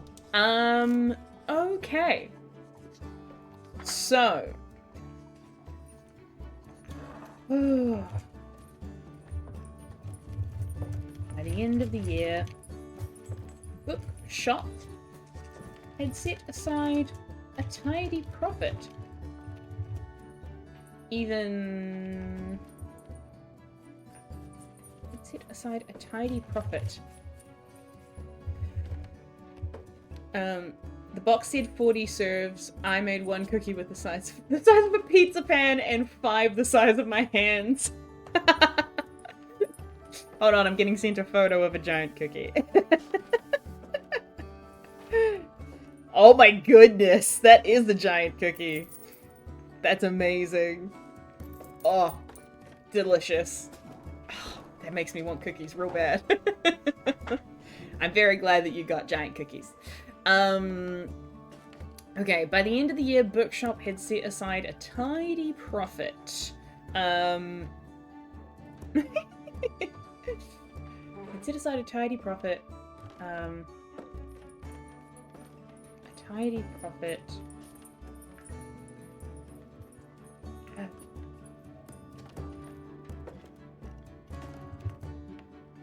It provided Atlas some relief. To know their methods were achieving their desired result. The desired result, ability to fund their repairs, and finally return home.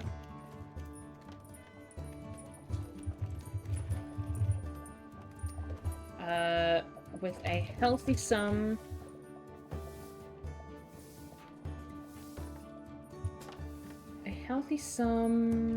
with a healthy, yeah,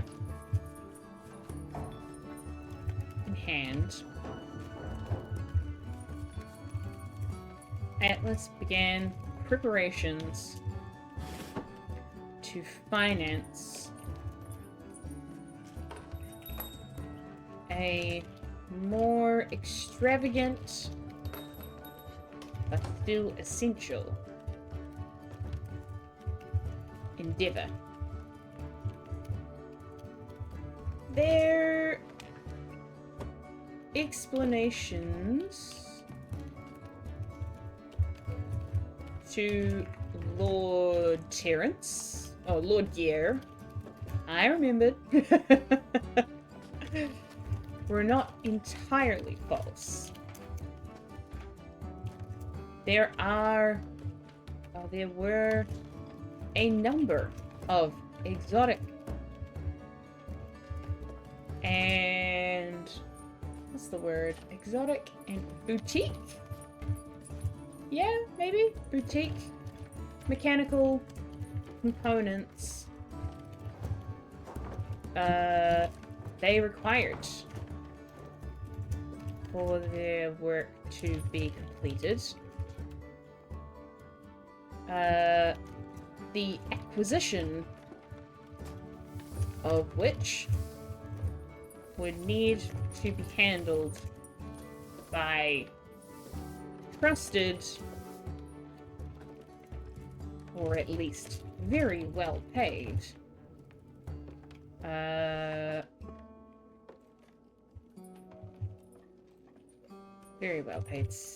paid staff. Certainly not Ellie.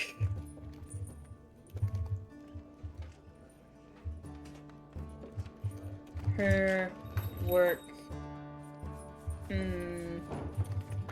she was best to be kept on a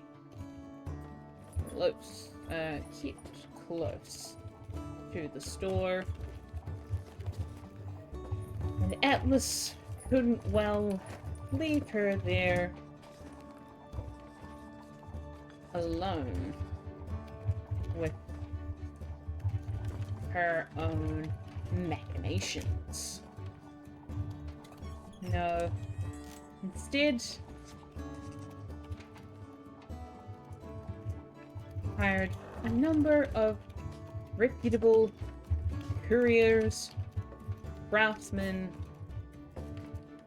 and merchants to gather the materials on their behalf. All were paid well for their time in advance,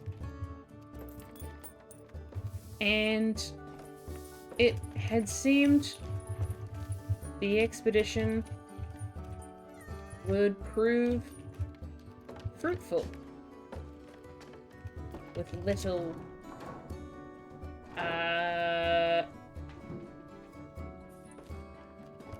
disgruntlement. I don't know if that's actually a word, but I'm gonna say it is. And yet, time passed. The anticipated weeks became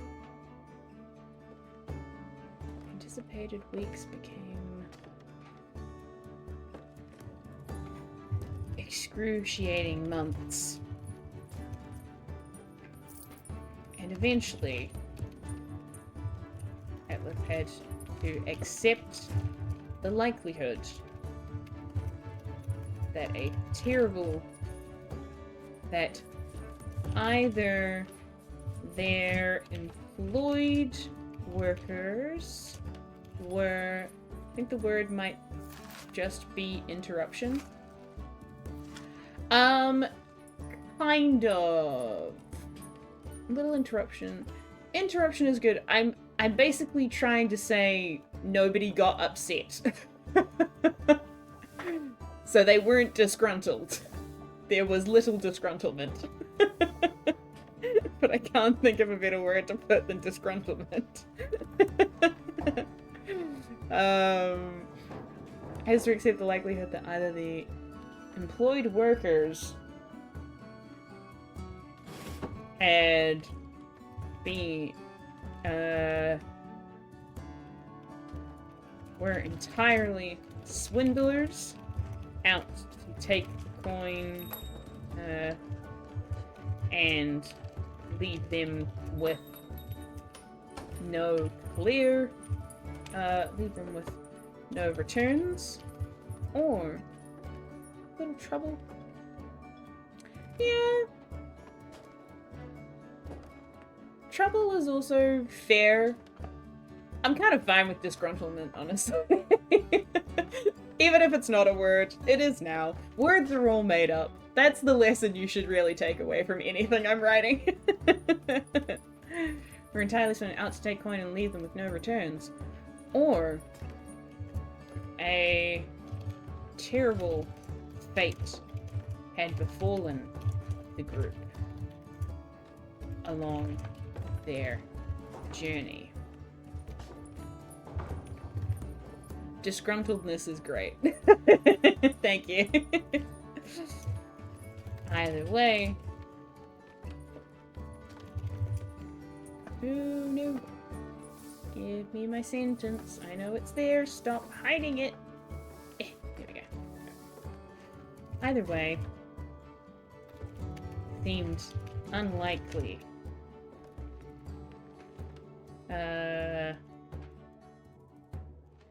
Any sign of their materials would arrive.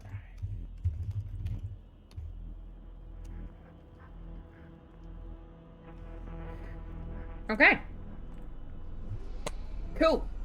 Chapter 11. Delays upon delays.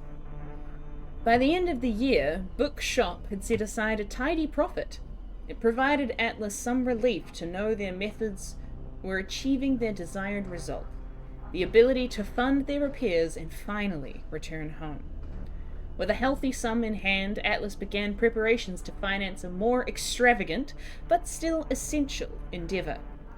Their explanations to Lord Gier were not entirely false. There were a number of exotic and boutique mechanical components they required for their work to be completed, the acquisition of which would need to be handled by trusted, or at least very well-paid, staff. Certainly not Ellie. She was best to be kept close to the store, and Atlas couldn't well leave her alone with her own machinations. Instead, they hired a number of reputable couriers, craftsmen, and merchants to gather the materials on their behalf. All were paid well for their time in advance, and it had seemed the expedition would prove fruitful with little disgruntlement. And yet, time passed. The anticipated weeks became excruciating months, and eventually, Atlas had to accept the likelihood that either their employed workers were entirely swindlers, out to take the coin and leave them with no returns, or a terrible fate had befallen the group along the journey. Either way, it seemed unlikely any sign of their materials would arrive. Sadness. Oh, and my captions have died. Oh no. Not again. Aww. Poor Atlas. Unfortunate. Lost all that money to nothingness.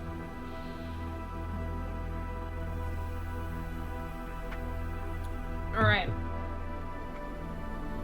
Let's power onwards. I don't think we're gonna get to the end of this game tonight, which is totally fine.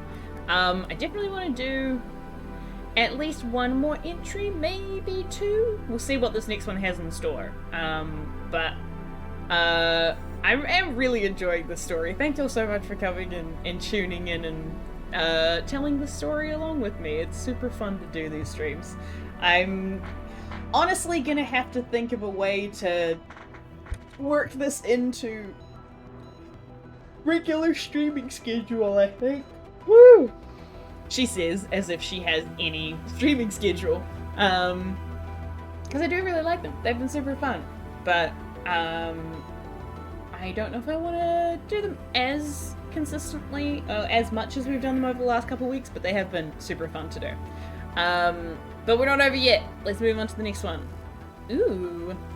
Chapter 12. A customer comes in looking for a type of book you just don't stock. Do you try to convince them to buy something else, interrogate them as to why they came in, gruffly tell them to leave, or take another course of action? Ooh. And then there is a book check for how successful are you? Interesting. Ooh, I like this. There's an option where they depart with a cryptic comment. Ooh. Chapter 12, getting interesting. Okay. Huh. Okay, I have a suspicion about what this might be. I have a thought about what might be the cause of this, but so customer comes in asking for a book of a specific title that Bookshop doesn't stock / print.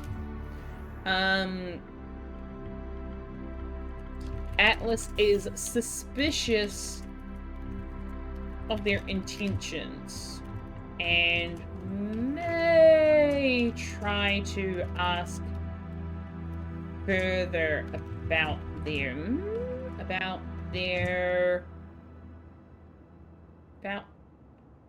reasons for stopping by Bookshop in particular, but will eventually ask them to leave. Okay. I think that's the general premise. Kind of suspicious, but we're not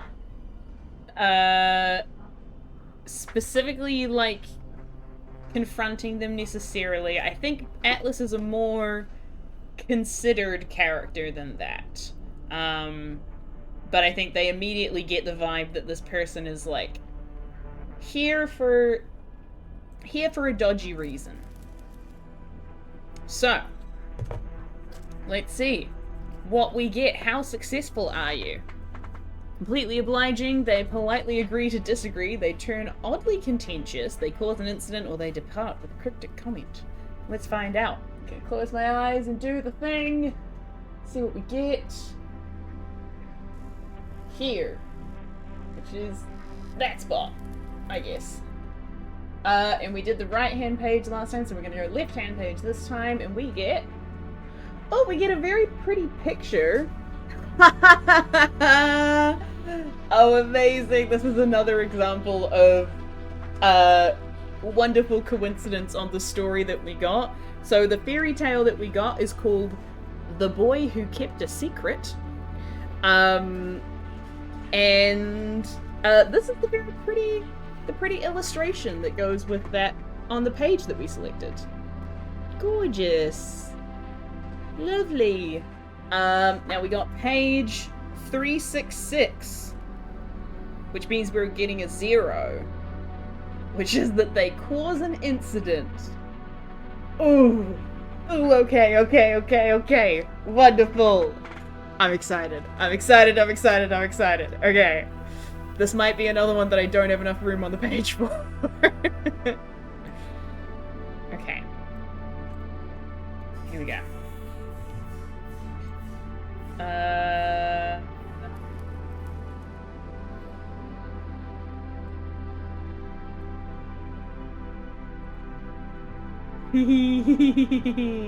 Chapter 12.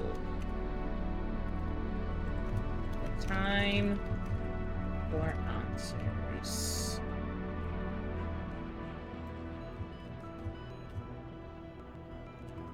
Atlas understood intuition. Their inherent, their instinct that the man in the store, or that the person in the store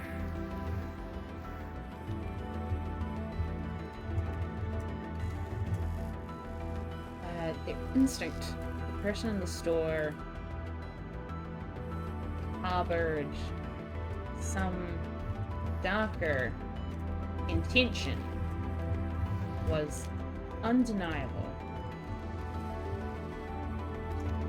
from the moment they had crossed the threshold.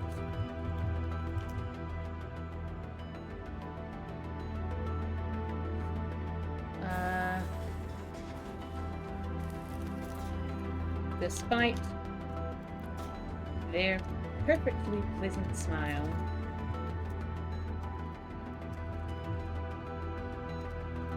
and their nicely perfectly pleasant smile,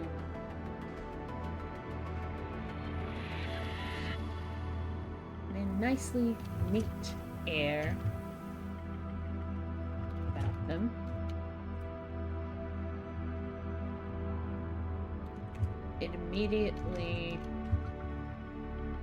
it struck Atlas as a mask.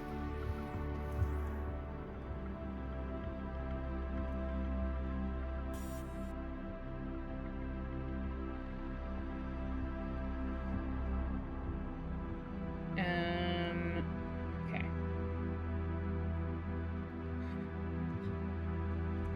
After all of 2 minutes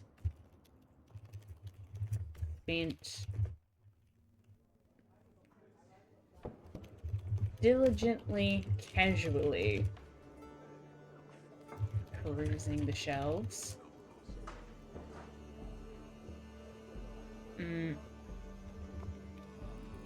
inspecting the shelved inventory,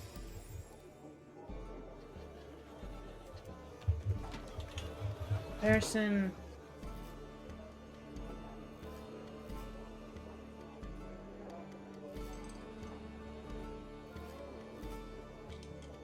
I'm gonna give them a peacoat.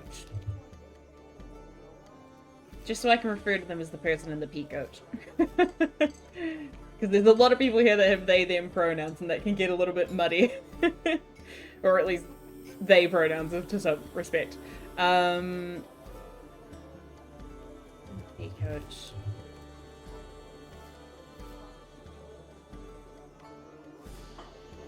Head.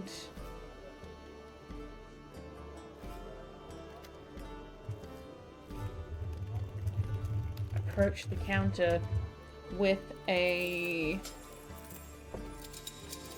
All 2 minutes spent diligently, casually inspecting the shelved inventory.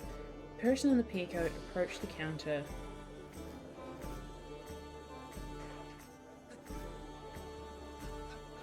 with a god of exasperation.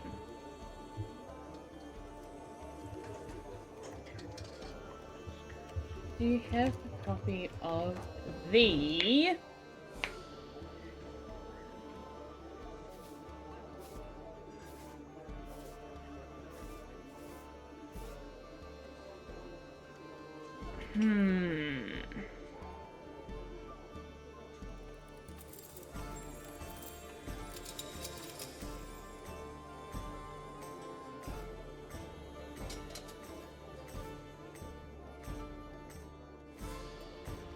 Do you have a copy of the hatchet? They had asked.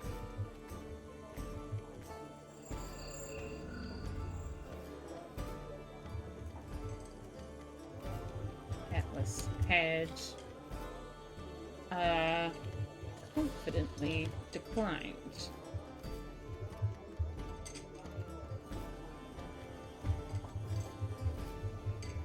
No such novel had been printed.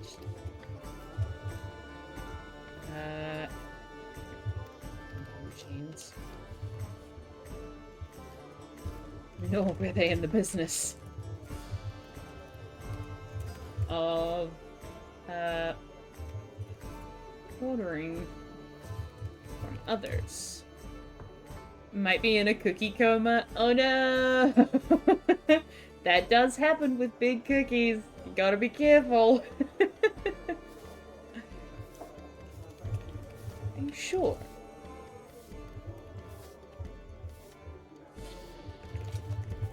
Hatchet? Not in the back of the store. Perhaps your assistant. Perhaps your assistant might know.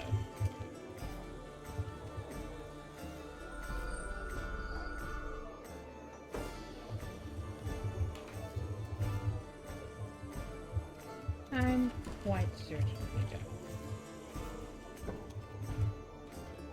Atlas insisted.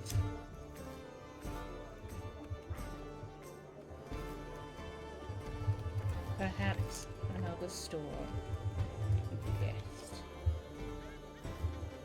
Perhaps another store would.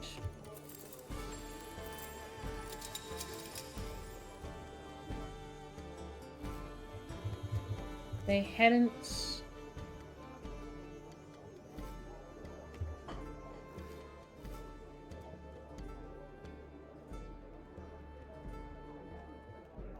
referring to their assistant had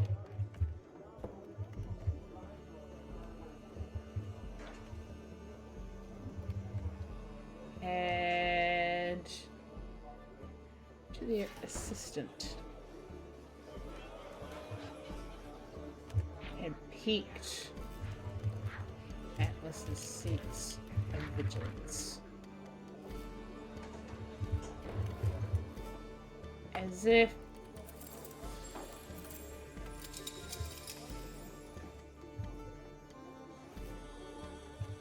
hearing first howls of coyote in the hills.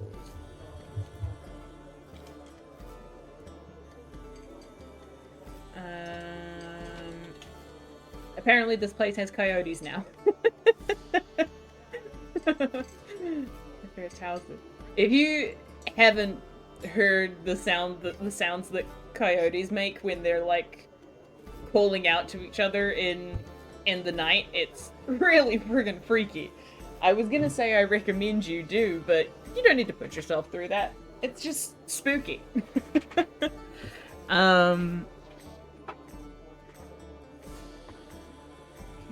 Hills.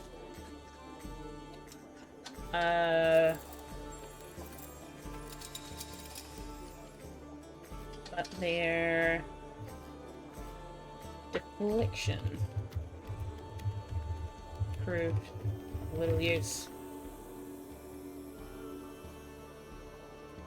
Ellie rounded the door frame around the printing press. A new collection of tomes in her hands. And in a fraction of a moment, it took for the recognition to process a flurry of activity picked up.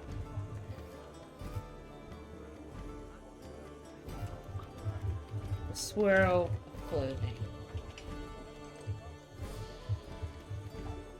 books, pages flying,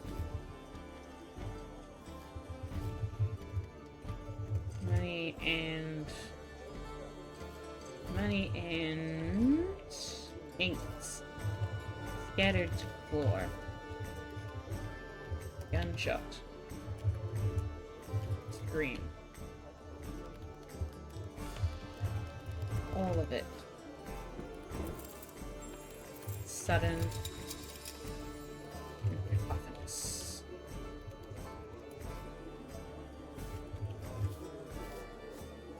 Necklace fell to the ground.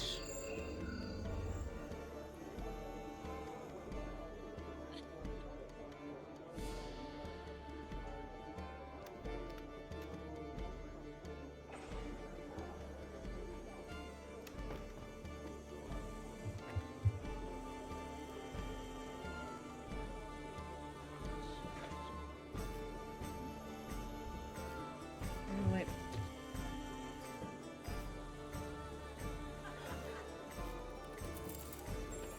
Atlas fell to the ground in shock, while Ellie clicked with practiced martial confidence.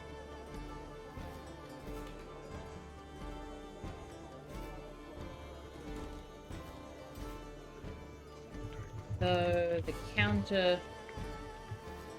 blocked their vision, Atlas could hear the sounds of a raucous fight. The click of an empty barrel.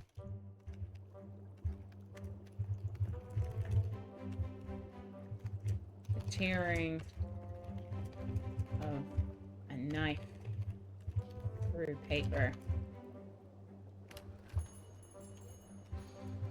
And eventually, the hefty collapse of a body forwards.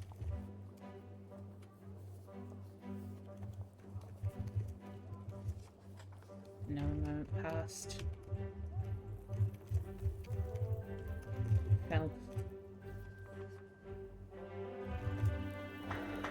like a lifetime,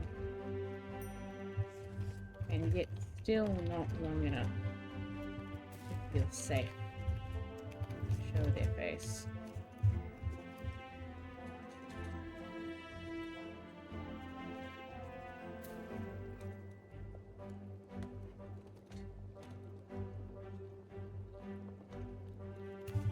When Ellie peered over the countertop, splattering blood across her elegant, artful hand. Atlas wasn't entirely sure they were relieved.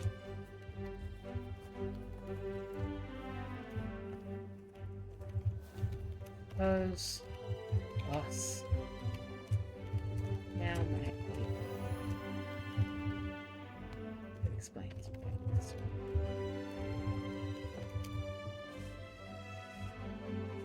Nice. Ha ha ha! And much like an actual chapter of a book, leaving it on a cliffhanger. Alright. Chapter 12, A Time for Answers, even though there are no answers in this particular part of the chapter. A Time for Answers. Atlas understood intuition. Their instinct that the person in the peacoat harbored some darker intention was undeniable from the moment they had crossed the threshold. Despite their perfectly pleasant smile and their nicely neat air about them, it struck Atlas as a mask. After all of 2 minutes spent diligently, casually inspecting the shelved inventory, the person in the peacoat approached the counter with a facade of exasperation. "Do you have a copy of The Hatchet?" they asked, to which Atlas had confidently declined.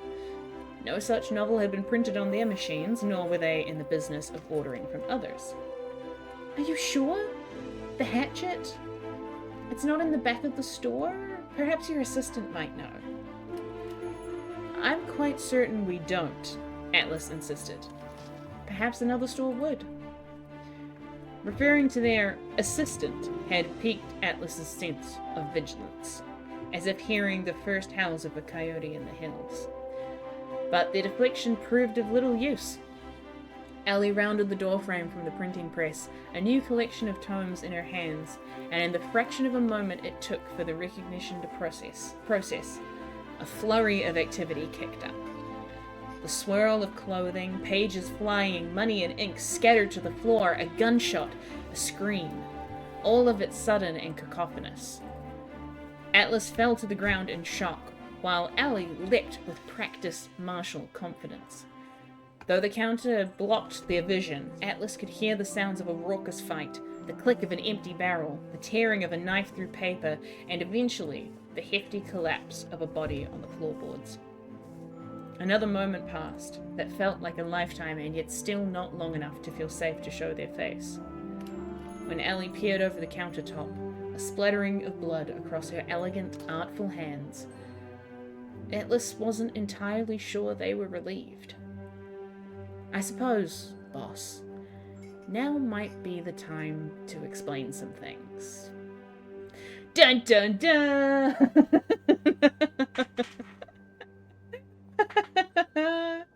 Dun dun dun!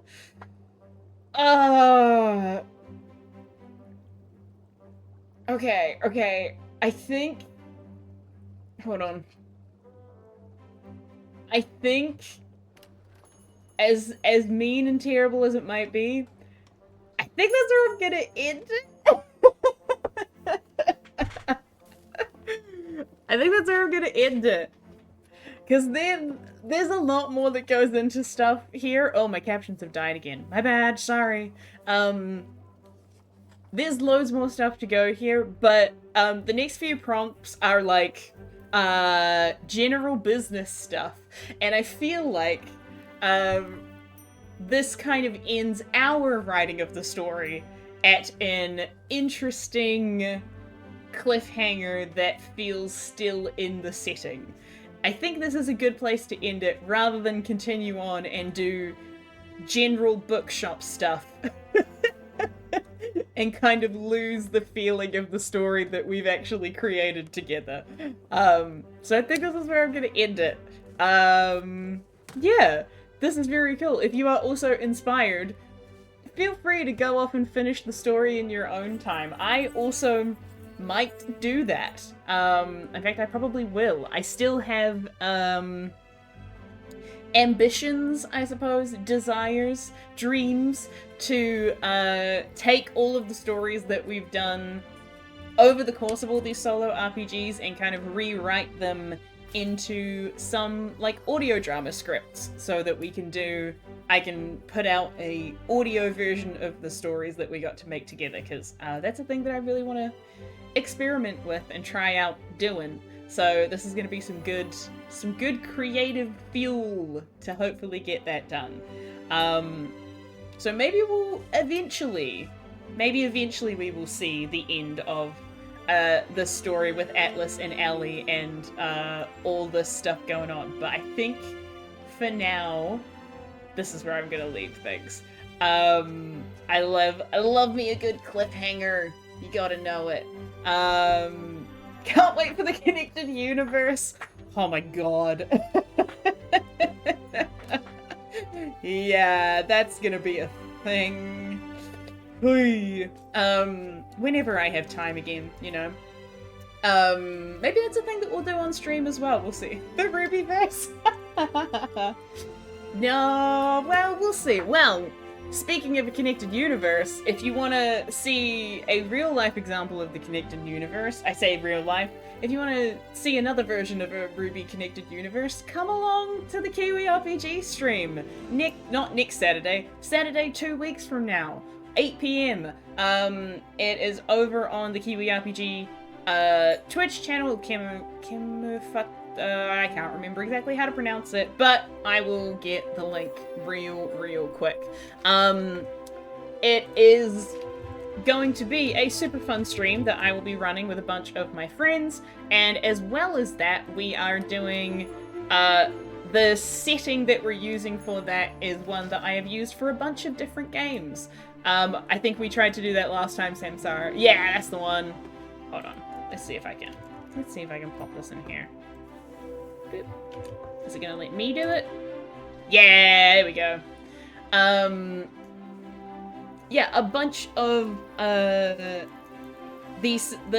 story that we're going to be doing for that is also a example of a connected universe, kind of a connected premise that I've done a few times, which is the Aotearoa Diablerie and Esoteric Phenomena Task Force, which we're going to be doing a brand new team up in that kind of universe-ish. They're all slightly different versions of Adept, but they're all very dear to my heart, and I'm very excited for the one in a couple weeks' time. So if you're around, go and follow Kiwi RPG and follow that Twitch link. Go and give them a follow so that you get all the notifications when that's going live.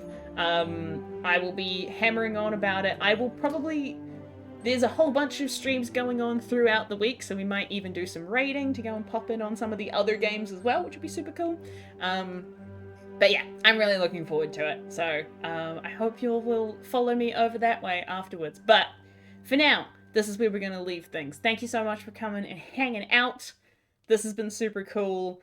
I'm excited to see what we do next. I think we're still going to do another one of these streams. Definitely this coming Tuesday, we'll have another solo RPG stream, and then I think we might still have one after that. That might be a little bit of an earlier stream so that we can lead into a raid for the Kiwi RPG stream that's going on at that time.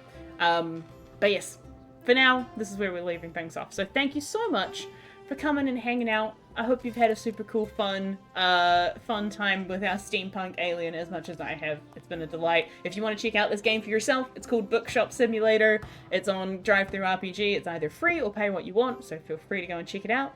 And yeah, thanks for coming and joining along. Have a lovely weekend. All the best with whatever else you are getting up to, and I shall see you next time. Bye!